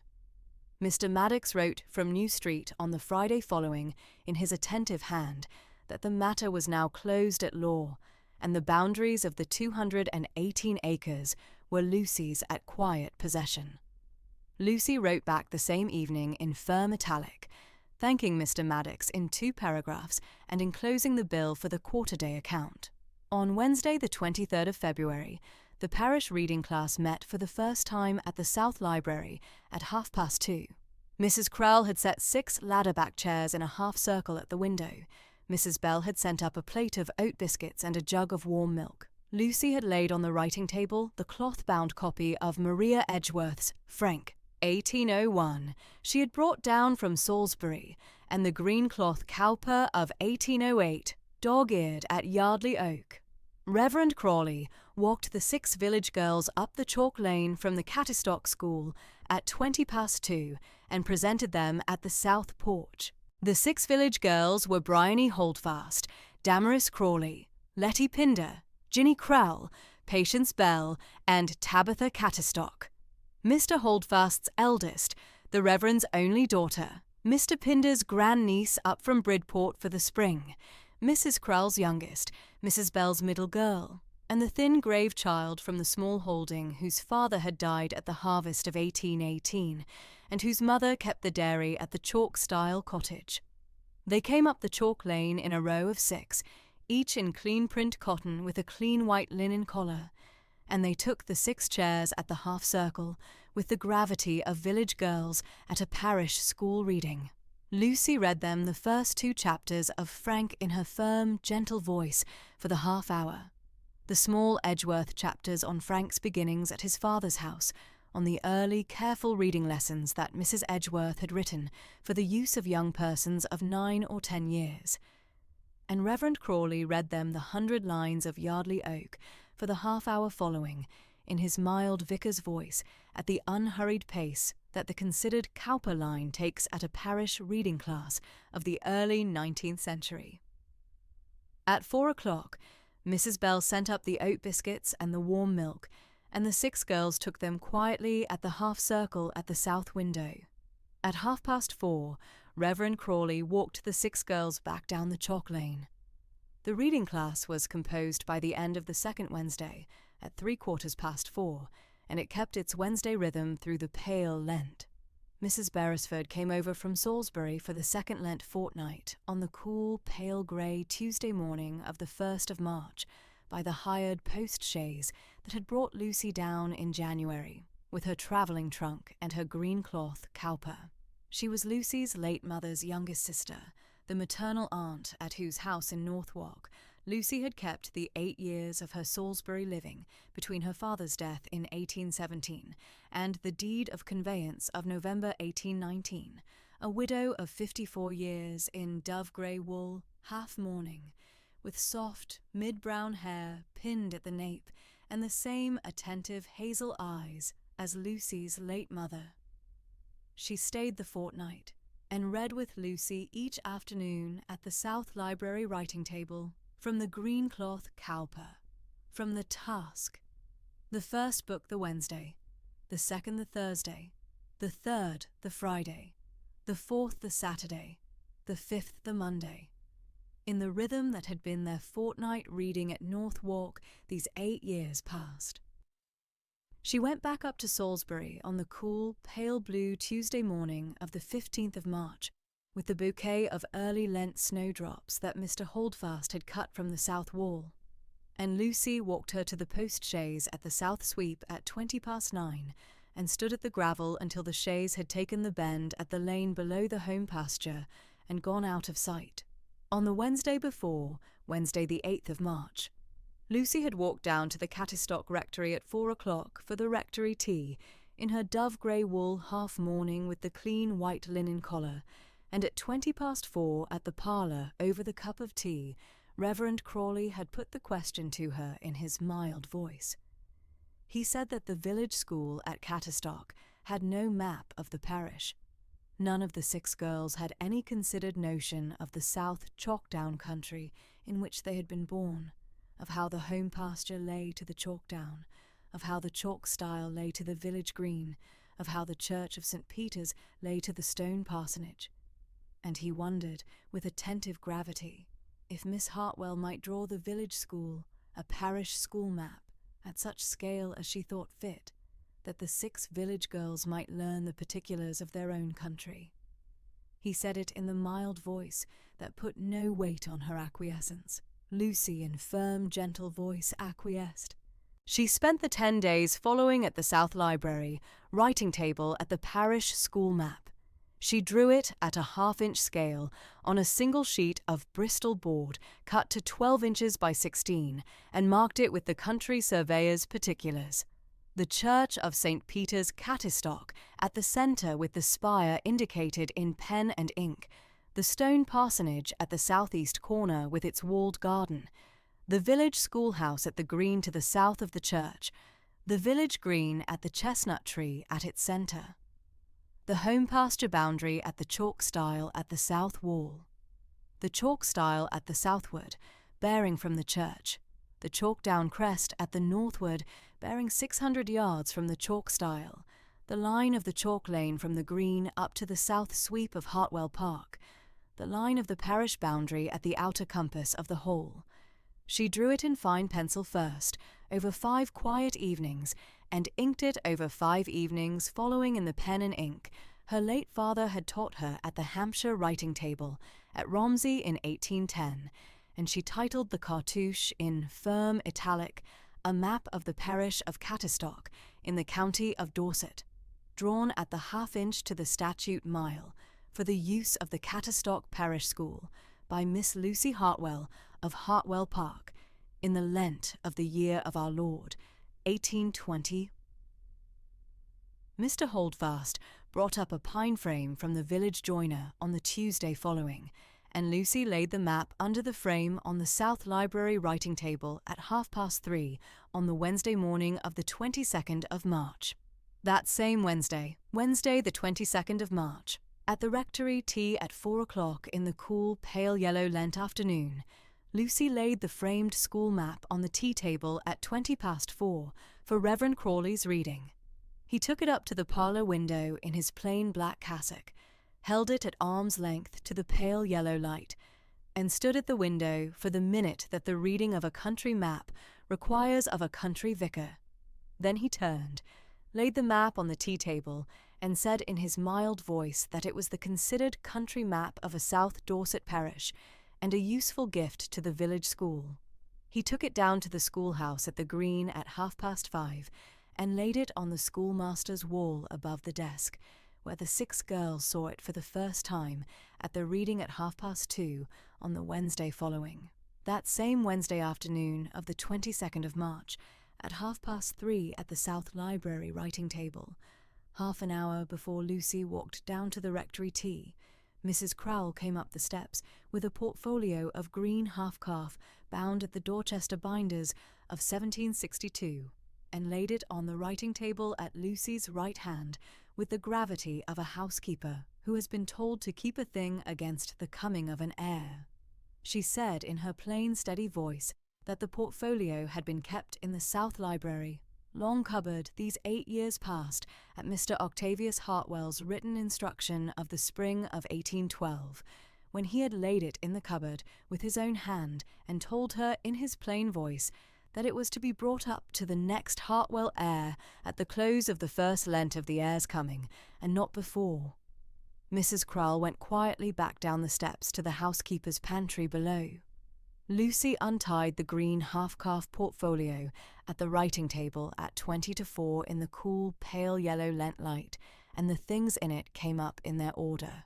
The first was a single folded sheet of country surveyor's drawing paper, 24 inches by 30, drawn in fine pencil and ink in the hand of a South chalk-down Hartwell of the 18th century, the cartouche in firm italic red, a map of the estate of Hartwell Park in the parish of Cattistock in the county of Dorset, the property of Mr. Aldous Hartwell of Hampshire, drawn at the 3-inch to the statute furlong from a survey taken in the months of May and June 1762 by Christopher Hartwell, surveyor of Hartwell Park.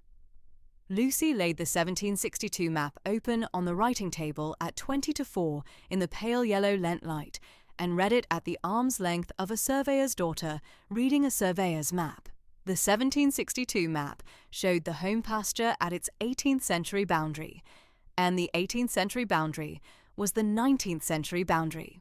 The South Parish wall stood at the chalk stile at the same southward bearing from the home pasture corner that Lucy's own theodolite had shot at the back bearing on the cool, pale blue Wednesday morning of the 2nd of February 1820.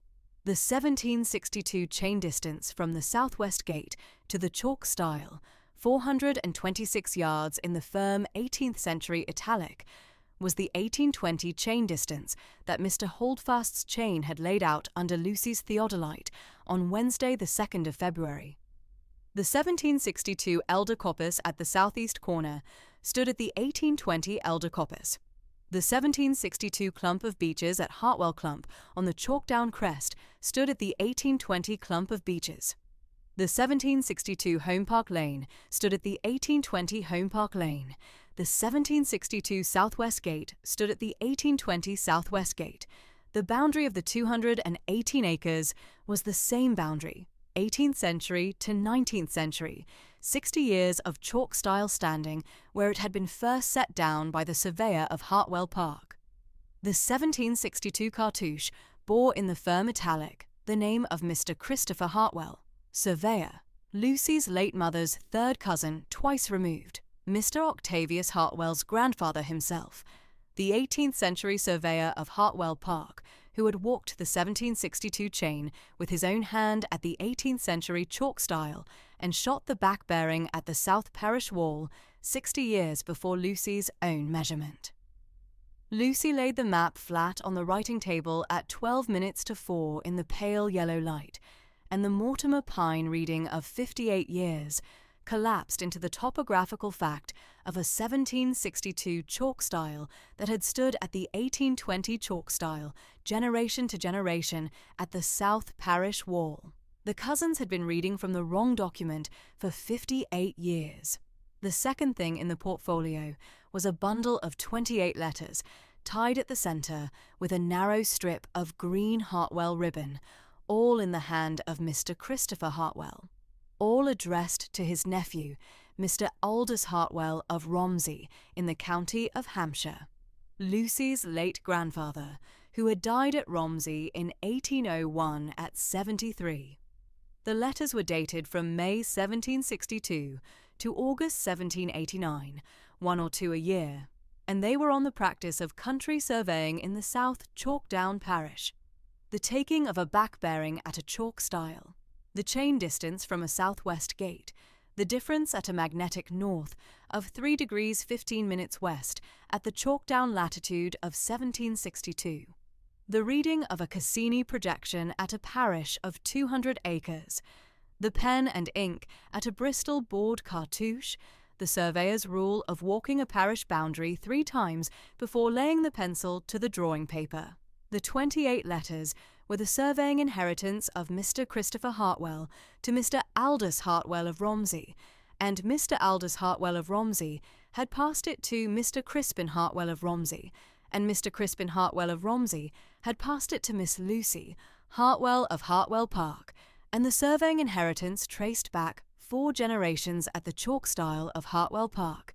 The third thing in the portfolio was a soft, white linen jewel case of 18th century make, tied at the centre with a narrow green Hartwell ribbon, and at its opening at 12 minutes past 4 in the pale yellow light, it disclosed the Hartwell family pearls, a single row of 42 pearls of modest worth, brought back from London at the close of the surveying summer of 1762 by Mr. Christopher Hartwell at a gift to his wife, Mrs. Sophia Hartwell née Pine, of 15 years' marriage. The same pine line Lucy read at the firm italic of the ribbon label, tied at the silver clasp, from which the Mortimer Pine cousins had taken their name at the 1758 marriage settlement, the connection by which Sir Cuthbert had brought his collapsed claim against the home pasture in the cool blue January. The row was strung on 18th century silk and clasped at a small silver clasp, and it was a thing of modest worth and considered Hartwell gravity. Lucy laid the jewel case quietly to one side at the writing table and turned back to the 1762 estate map. Lucy did not weep at the South Library writing table in the pale yellow Lent light. She was a surveyor's daughter at the composed gravity of 29 years, and her eyes were attentive hazel and not wet.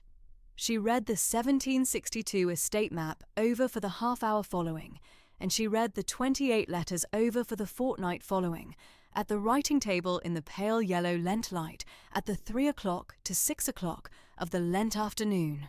She copied 3 of Mr. Christopher Hartwell's letters: the May 1762 letter on the back-bearing at the chalk stile, the August 1764 letter on the reading of magnetic north, and the June 1789 letter on the rule of walking a parish boundary 3 times, into her own cloth-bound commonplace book in firm italic, on 3 quiet evenings between Friday the 24th of March and Sunday the 26th.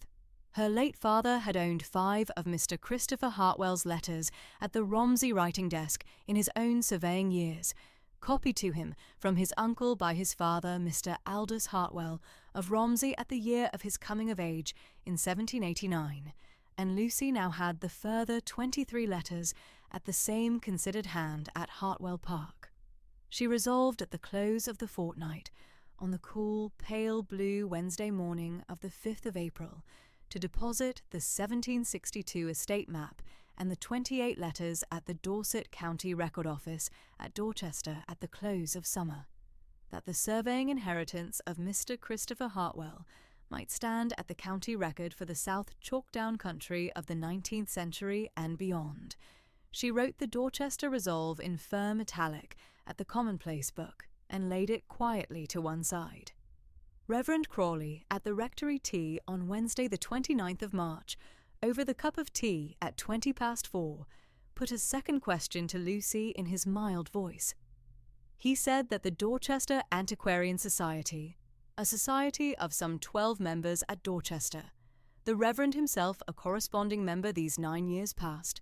The county antiquary Mr. Hutchins, the late vicar of Holy Trinity Wareham, the posthumous patron of its History and Antiquities of the County of Dorset of 1774, had, at its winter meeting at Dorchester, resolved upon the parish-by-parish 1-inch survey of the South Dorset Downs, and had, at the Reverend's own recommendation, put down Miss Hartwell of Hartwell Park as the surveyor of the Catistock parish at the 1-inch scale.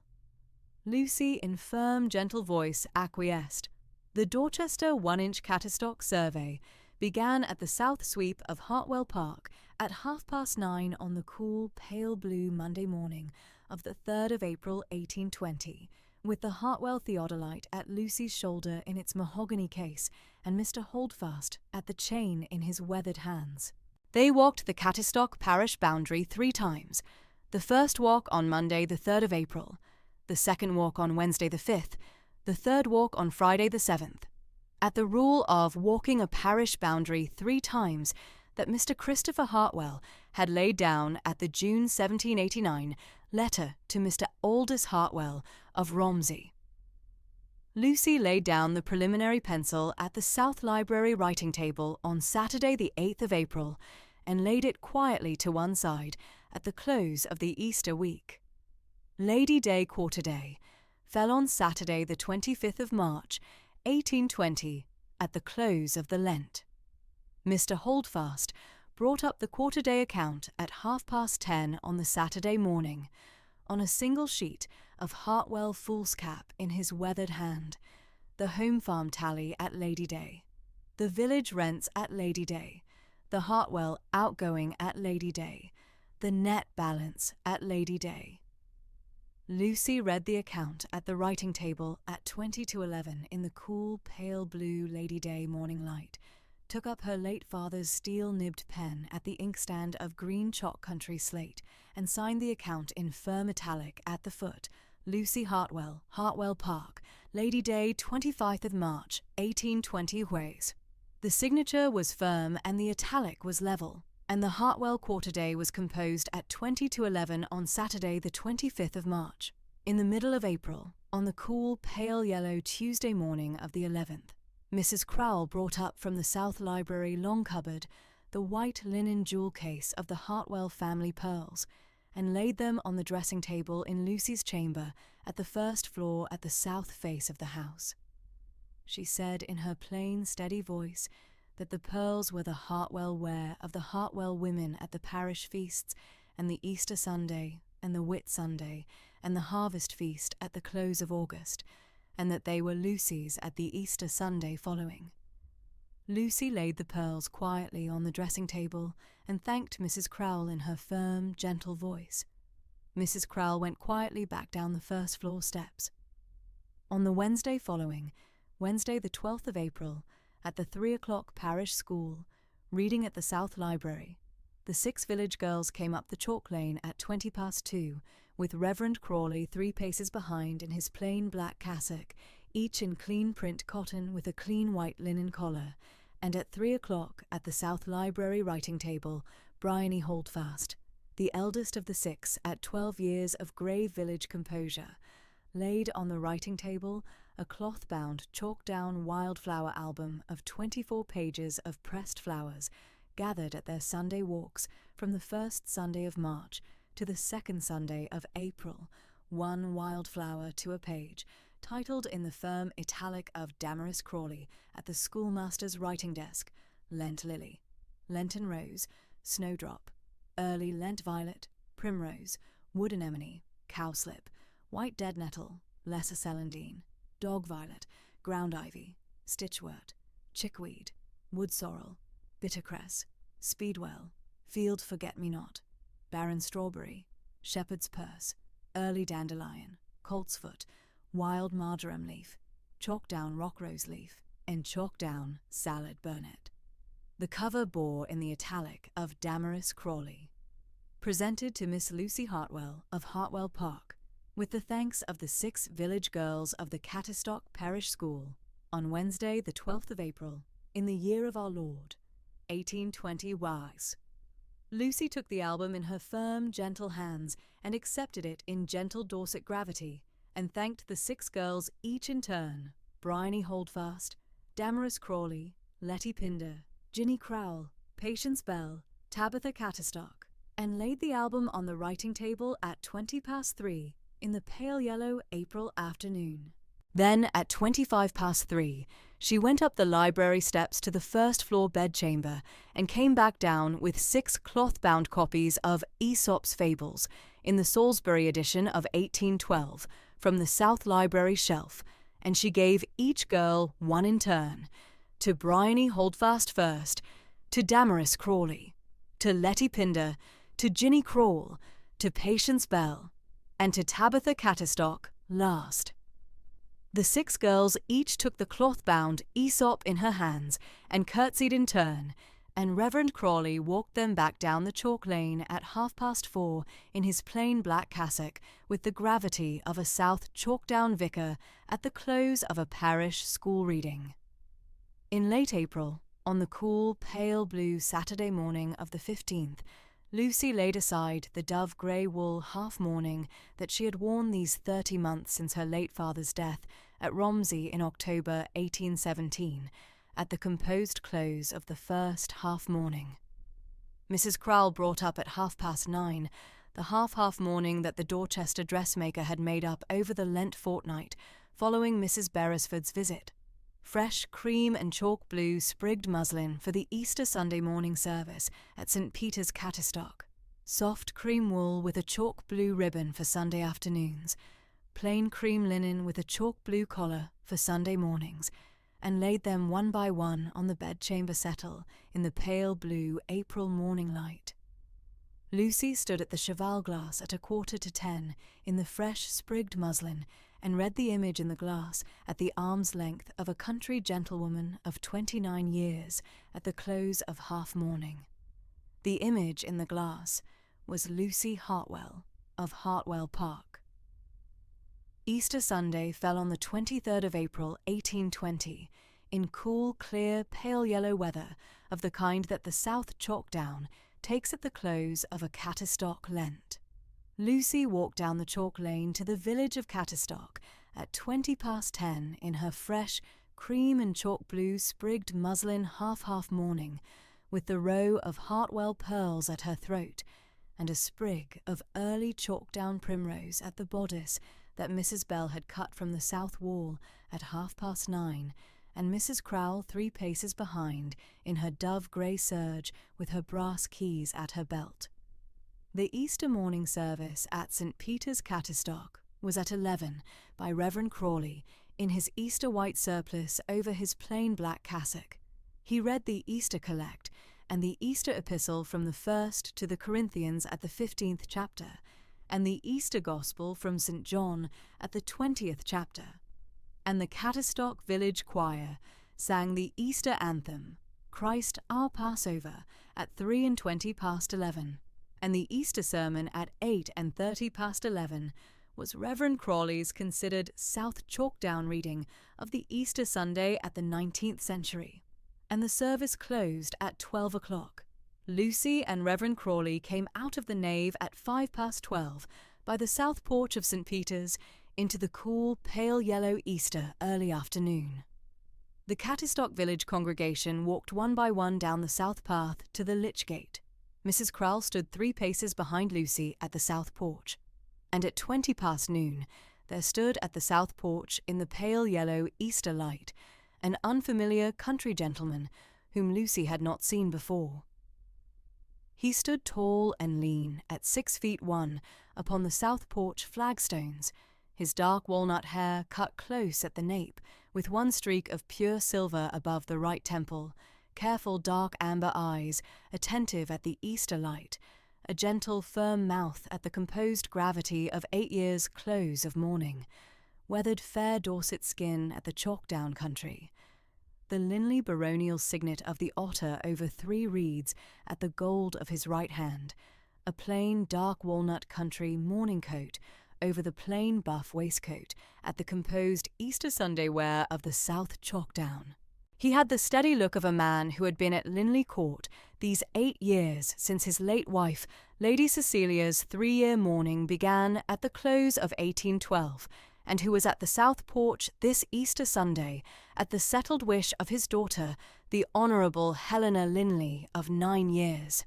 He inclined deeply at Lucy and at Reverend Crawley upon the flagstones in the pale yellow Easter light.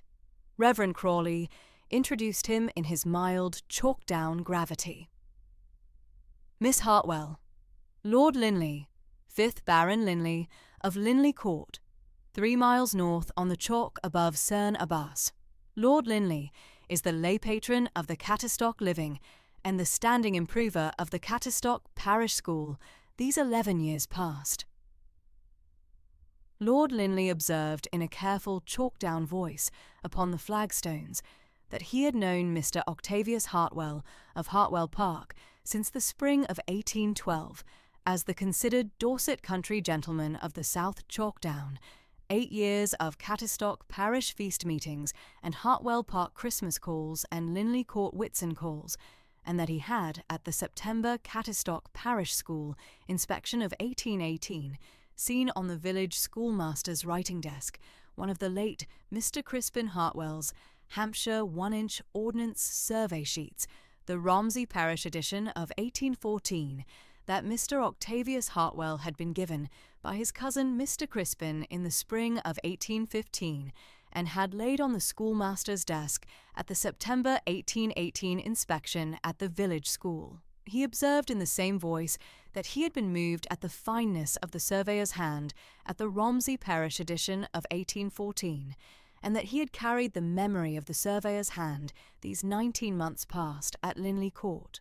Lucy, in firm, gentle voice, said that she had inherited her late father's set of Hampshire 1-inch sheets, the Mudge series, the 1813 edition of the first 1-inch sheet, at her father's death at Romsey in the October of 1817, and that the Romsey Parish sheet of 1814 was one of the 19 Hampshire sheets she kept at the South Library at Hartwell Park.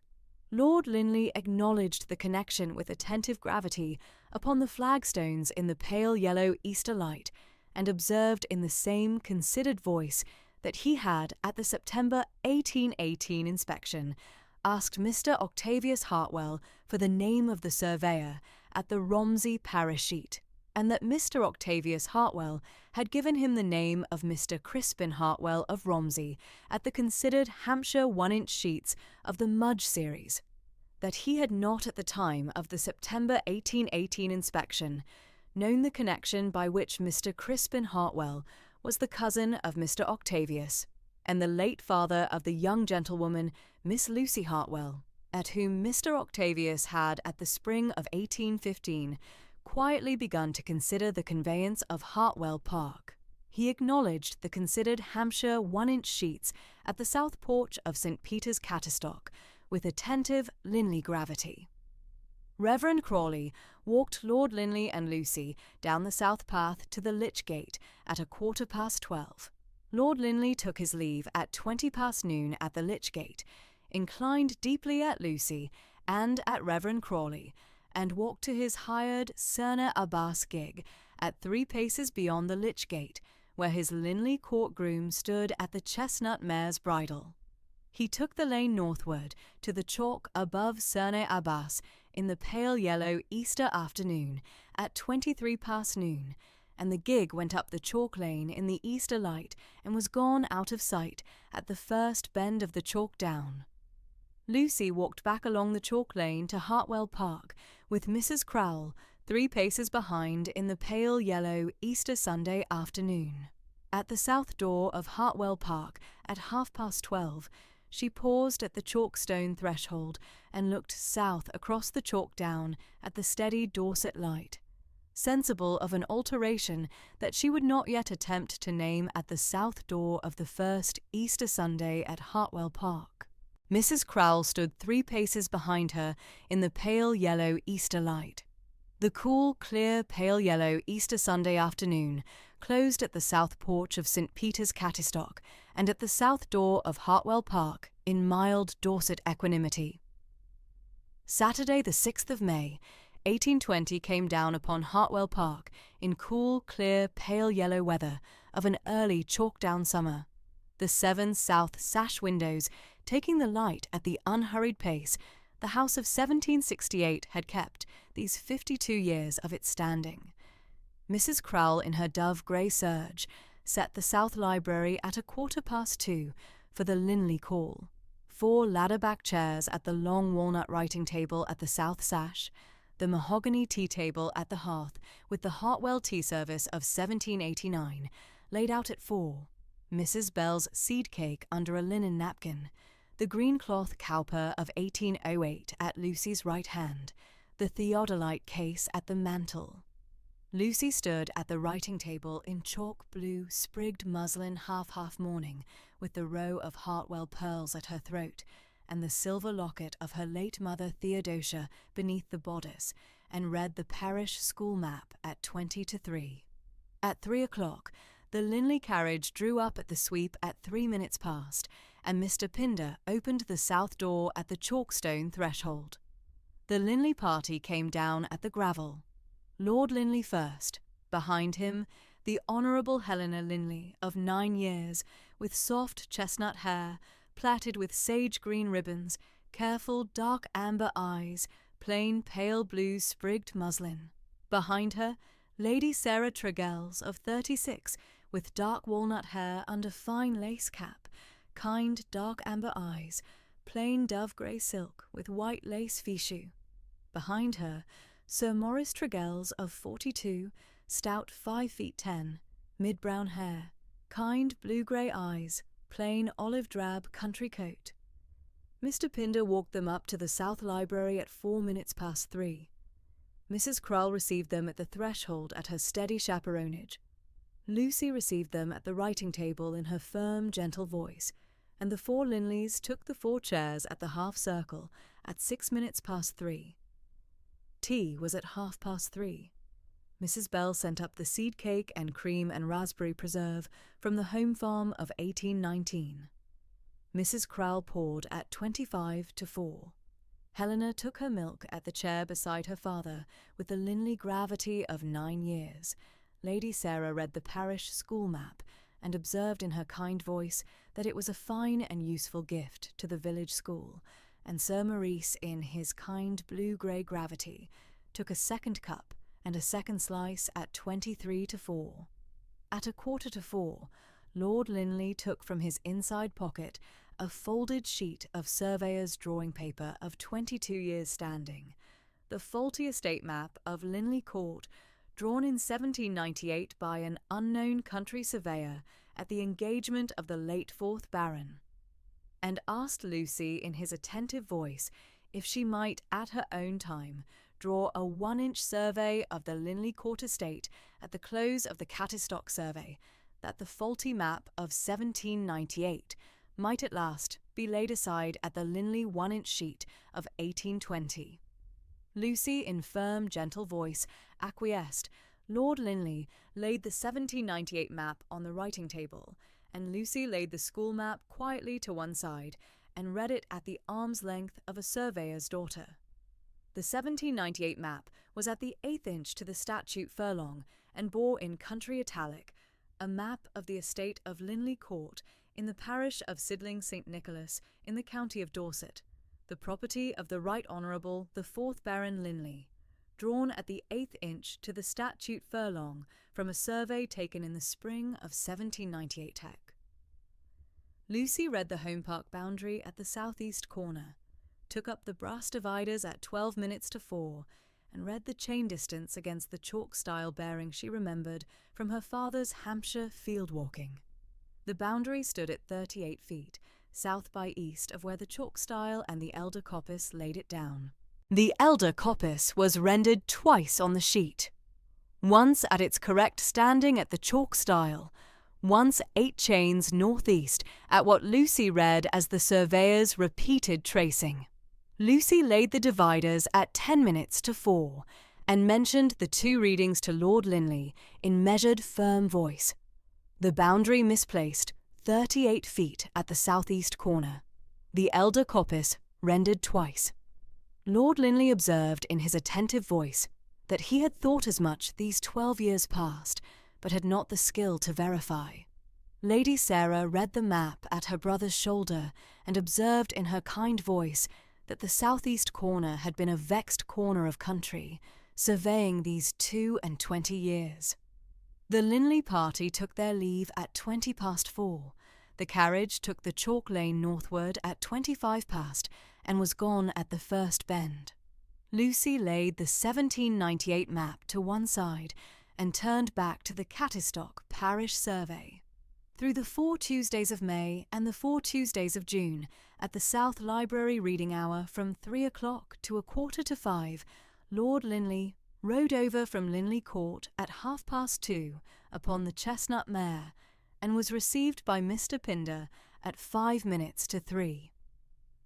Mrs. Crowle, at her steady chaperonage, took the wing-chair at the hearth with the parish day-book at her lap, and Mrs. Beresford, come down again from Salisbury, at the 3rd Tuesday for a spring fortnight, and again at the close of June for a settled summer fortnight, at the second south sash window with her sewing. Lord Linley and Lucy read at the writing-table from the green-cloth Cowper, from the Task, the first book the 1st Tuesday of May, the second, and so on through the close of the Task at the 3rd and 4th Tuesdays of June. They read it line by line at the unhurried Cowper line, and Mrs. Crowle and Mrs. Beresford kept their chaperonage at the wing-chairs in the late afternoon light. Through the 4 Wednesdays of May and the 4 Wednesdays of June, in cool, clear, pale yellow weather, Lord Linley rode over at 2:30, and they walked the chalk down. The Hartwell theodolite was at Lucy's shoulder for the 1st Wednesday of May, and Lord Linley took the mahogany case at the 2nd Wednesday, and carried it at his right shoulder for the 7 Wednesdays following. On the 2nd Wednesday onward, he carried the surveyor's chain at his right hand in its weathered leather wallet. They walked the chalk down from the home pasture at the chalk stile to Hartwell Clump at the unhurried pace of the Cowper line, taking the back bearings at the southwest gate, and the chalk stile and the elder coppice and Hartwell Clump on the first 4 Wednesdays, and crossing on the 5th Wednesday, Wednesday the 7th of June, to the Linley Court estate at the 2nd chalk down. On Wednesday the 31st of May, at 2:30, Lucy and Lord Linley and Mr. Holdfast walked together to the southeast corner of the Linley home pasture. Mr. Holdfast laid the chain at 3:20. Lucy set the Hartwell theodolite at the chalk stile at 3:15. Lord Linley stood at the elder coppice at 3:12, and at 3:10, Lucy shot the back-bearing. The back-bearing read 3 degrees and 12 minutes east of the 1798 surveyor's reading. The chain distance read 38 feet, south by east of the 1798 mark. The theodolite and the chain confirmed at 4:03 the 38-foot error of the surveyor of 1798. Lord Linley acknowledged Lucy at the corner in attentive, firm voice. The boundary stood at the chalk stile and the elder coppice, and not at the 1798 mark, and the considered Linley 1-inch sheet of 1820 would lay the boundary at the firm reading of the theodolite. Lucy laid the theodolite in its case at 3:03. They walked back along the chalk down at the unhurried pace of the Cowper line. In the late June afternoon, Wednesday the 28th, at the close of the Cowper reading at 5:20, Lord Linley laid the Cowper at the writing-table and put a question to Lucy in his attentive voice. He asked if Miss Hartwell might be at home to him at the south parlour at Hartwell Park on the 4 Saturdays of July from 3 to 4:30, at Mrs. Crowle's customary chaperonage and at Mrs. Beresford's customary sewing at the 2nd sash window, that he might, at the close of the parish survey, have leave to call at the considered Saturday hour. Lucy, in firm, gentle gravity, acquiesced. Mrs. Crowle at the wing-chair laid the day-book at one side. Mrs. Beresford, at the 2nd sash window, laid her sewing in her lap.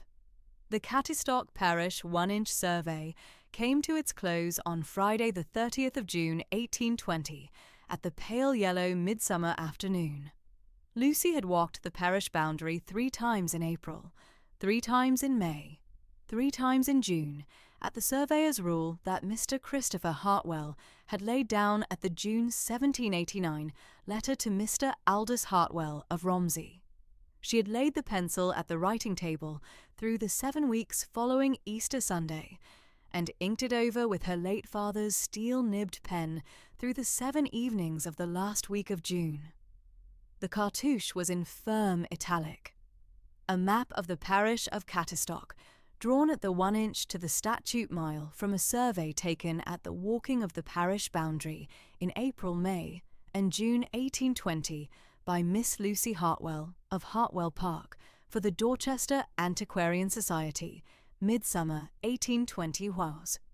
Lucy rolled the sheet at 20 to 5 and laid it in its green cloth case at 12 minutes to 5, and on Saturday, the 1st of July, it went up by the Dorchester carrier to the Antiquarian Society at Reverend Crawley's correspondence to the Secretary.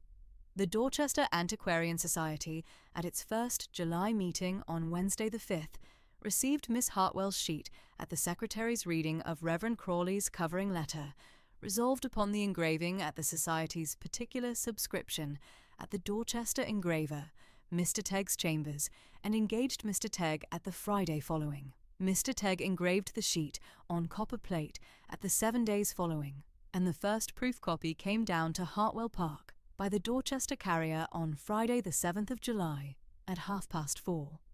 Lucy laid the proof copy on the writing table at 5 o'clock and read it in the firm gravity of a surveyor's daughter reading her own engraved sheet at 29 years. On Saturday, the 8th of July, 1820, at the Cattestock Parish School, prize-giving at 3 o'clock in the village schoolhouse at the Green. Reverend Crawley, in his plain black cassock at the schoolmaster's writing desk, presented the engraved printed copy in his mild voice. He laid it on the desk at 3:20, read the cartouche aloud to the 6 village girls and their families in the mild South chalk-down voice that the prize-giving takes at the early July afternoon, and presented the engraved sheet to the village school in the name of Miss Lucy Hartwell of Hartwell Park at 3:25. The sheet was laid on the schoolmaster's wall at 3:27 above the framed parish school map of the Lent. Saturday, the 5th of August, 1820, came down upon Hartwell Park in warm, clear, pale yellow weather of a high chalk-down summer, and at 3 o'clock at the south parlour, Lord Linley was received by Mr. Pinder and walked up at 3:04. Mrs. Crowle took the wing-chair at the parlour hearth at her customary chaperonage.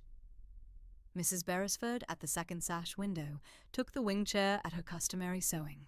Lord Linley laid his hat and gloves on the side-table at 3:06, took from his inside pocket the green leather commonplace book of his late father, the 4th Baron Linley, and at 3:08, knelt upon the parlour rug at Lucy's feet in the warm, pale yellow August light. He held the commonplace book in his right hand. He read from it in his attentive Linley voice at the unhurried pace of the canonical proposal frame. He said in 7 careful italic sentences, "Miss Hartwell, I am Lord Linley, 5th Baron Linley, of Linley Court above Cerne Abbas, of the considered Chalkdown of Sidling St. Nicholas. I am asking now, on no other ground than that I have loved you at the careful pace of the South Chalkdown and the 1-inch sheet, and that I should be honoured beyond what I shall easily put into words at this parlour rug, to have you for my Baroness. I have at Linley Court a daughter of 9 years, the Honourable Helena Linley, who has these 8 years wanted a mother's hand at her schoolroom and her Chalkdown walks, and who has, at her own settled wish of the past Easter Sunday, asked her father if Miss Hartwell of Hartwell Park might be at home to her at the South Library, reading hour at Linley Court in the autumns to come. I have at Linley Court my sister Lady Sarah Tregells and her husband Sir Maurice, who have at the close of May given me their kind blessing at the Linley Library at Cerne Abbas. I shall hold Hartwell Park at your firm hand, and the home park of 218 acres at the Rectory Advowson and the South Library at 412 volumes, and the firm Hartwell name at the family Bible at the South Library writing table, that the Hartwell name and the Linley name might stand together at the chalk down at the firm reading.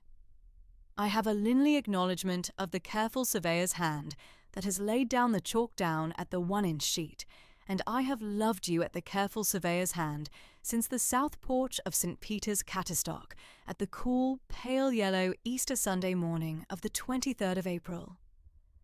I ask you, Miss Hartwell, at this parlour rug at Hartwell Park, in the warm, pale yellow August light, to do me the considered honour of becoming the 5th Baroness Linley. Lucy looked at Lord Linley at the parlour rug at 12 minutes past 3 in the warm August light, and in firm, gentle Dorset gravity she said, "Lord Linley, I shall." Lord Linley rose at 13 minutes past 3, took Lucy's fine hand at the firm gravity of the firm acceptance, inclined deeply at Mrs. Crowell and at Mrs. Beresford, and stood at the parlour at the Linley gravity of the firm engagement at 14 minutes past 3. Mrs. Crowell laid her day-book at her lap. Mrs. Beresford laid her sewing in her lap. The south parlour kept the firm August silence at the close of the canonical frame. The banns of marriage between Lord Linley of Linley Court and Miss Lucy Hartwell of Hartwell Park were read by Reverend Crawley at St. Peter's Catterstock at the 11 o'clock service on Sunday the 13th of August, on Sunday the 20th, and on Sunday the 27th of August, 1820, in his mild voice at the pale yellow August Sunday mornings. The wedding fell on Saturday the 9th of September, 1820 at 10 o'clock, in cool, clear, pale yellow weather of an early autumn. The village of Catterstock gathered at the south path of St. Peter's at 9:30, and the Hartwell and Linley party walked down the chalk lane from Hartwell Park at 20 to 10 in the firm autumn light. Reverend Crawley, in his white surplice over his cassock, stood at the altar at 5 to 10. Mr. Maddox of New Street, Salisbury, thin grey hair, attentive grey eyes behind gold spectacles, plain black superfine, had come down by Friday's chaise to give the bride away and stood at the porch at 23 to 10. Mrs. Beresford took the matron of honour's place at Lucy's right hand at 5 to 10. Lady Sarah took the front pew at 4 to 10, with the Honourable Helena on her lap in pale blue sprigged muslin. Sir Maurice took his place at Lord Linley's right hand at 3 to 10 in his olive drab country coat. Lord Linley stood at the altar at 2 to 10 in his plain dark walnut country morning coat over his buff waistcoat, the Linley baronial signet of the otter over 3 reeds at his right hand. Lucy came up the south path at 3 to 10 upon Mr. Maddox's arm in the cool, pale yellow autumn light. A cream Dorset muslin morning gown, made up by Mrs. Bagshaw, the village dressmaker at the 7 weeks of August, a sprig of late summer chalk-down clematis pinned at the bodice that Mr. Holdfast had cut from the south wall at 9:30, the Hartwell family pearls at her throat. The single row of moderate worth that Mr. Christopher Hartwell had brought from London at the close of the surveying summer of 1762. The inheritance carried 4 generations from Mr. Christopher to Mr. Aldous of Romsey, to Mr. Crispin of Romsey, to Miss Lucy of Hartwell Park. Long ivory silk gloves to the elbow, and the silver locket of her late mother, Theodosia, beneath the bodice. Mr. Maddox walked her up the aisle at 1 to 10 in the firm gravity of a Salisbury solicitor at the firm giving away of a young gentlewoman of 29 years at the close of a long Salisbury living, and gave her at the chancel step to Lord Linley at 10 o'clock at the firm peal of the 8 bells of St. Peter's. Reverend Crawley read the marriage service from the Book of Common Prayer at the mild voice of a chalk-down vicar at the considered altar, and Lord Linley and Lucy made their firm responses in their firm, gentle voices at the chancel step, and at 10:20, Reverend Crawley pronounced them man and wife. They came out of the porch at 10:23 into the cool, pale yellow September light, the village at the south path, the 8 bells at the peal of the wedding. The wedding breakfast was at the south parlour, and the dining parlour at Hartwell Park at 11:30 at Mrs. Bell's chalk-down breakfast. The cold ham at the Green Glass, the cold partridge from Mr. Holdfast's home farm, the seed cake and the Madeira and the warm August cottage loaf, and the Hartwell and Linley party sat down at 11:20 in the firm autumn gravity. Tuesday evening, the 14th of February, 1821, at 9:30 at the South Library at Hartwell Park. A single trimmed lamp at the long polished walnut writing table at the south sash window. A low winter fire on the marble hearth.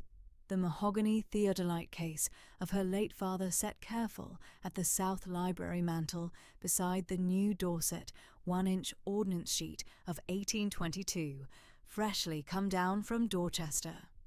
The first proof copy of Lucy's Cattystock Parish 1-inch survey, engraved at Dorchester at the Antiquarian Society's particular subscription, lodged at the Royal Society's library at her late father's old colleague Mr. Mudge's recommendation, open at the South Library writing table. Mrs. Crowle had banked the kitchen fire and gone up at the 8:30. Mr. Pinder had banked the South Library fire at the 8:45. The coal in the grate settled with the small sound it had made on the Friday morning. Lucy had first read the deed of conveyance at Mr. Maddox's chambers at New Street, Salisbury. A year had passed. The estate was hers. She closed the survey folio and went up to bed.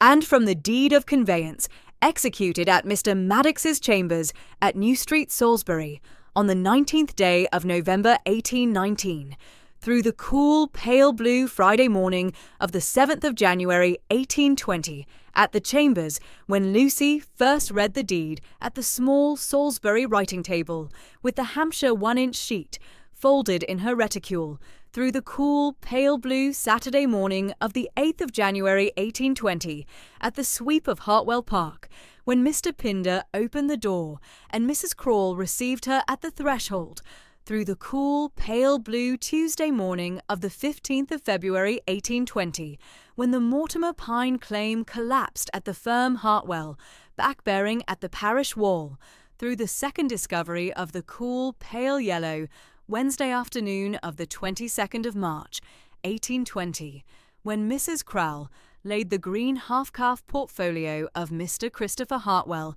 at the writing table, and Lucy read the 1762 Christopher Hartwell estate map at the firm italic of 4 generations, through the Easter Sunday porch introduction of the 23rd of April, 1820, in the pale yellow Easter light at St. Peter's, through the firm Linley proposal at the parlour rug of the 5th of August, 1820, in the warm August light, through the firm Cattystock wedding of the 9th of September 1820 at the peal of the 8 bells, and on to the engraved Cattystock Parish 1-inch sheet of the 1822 lodging at the Royal Society's library in London, at the recommendation of her late father's old colleague Mr. Mudge.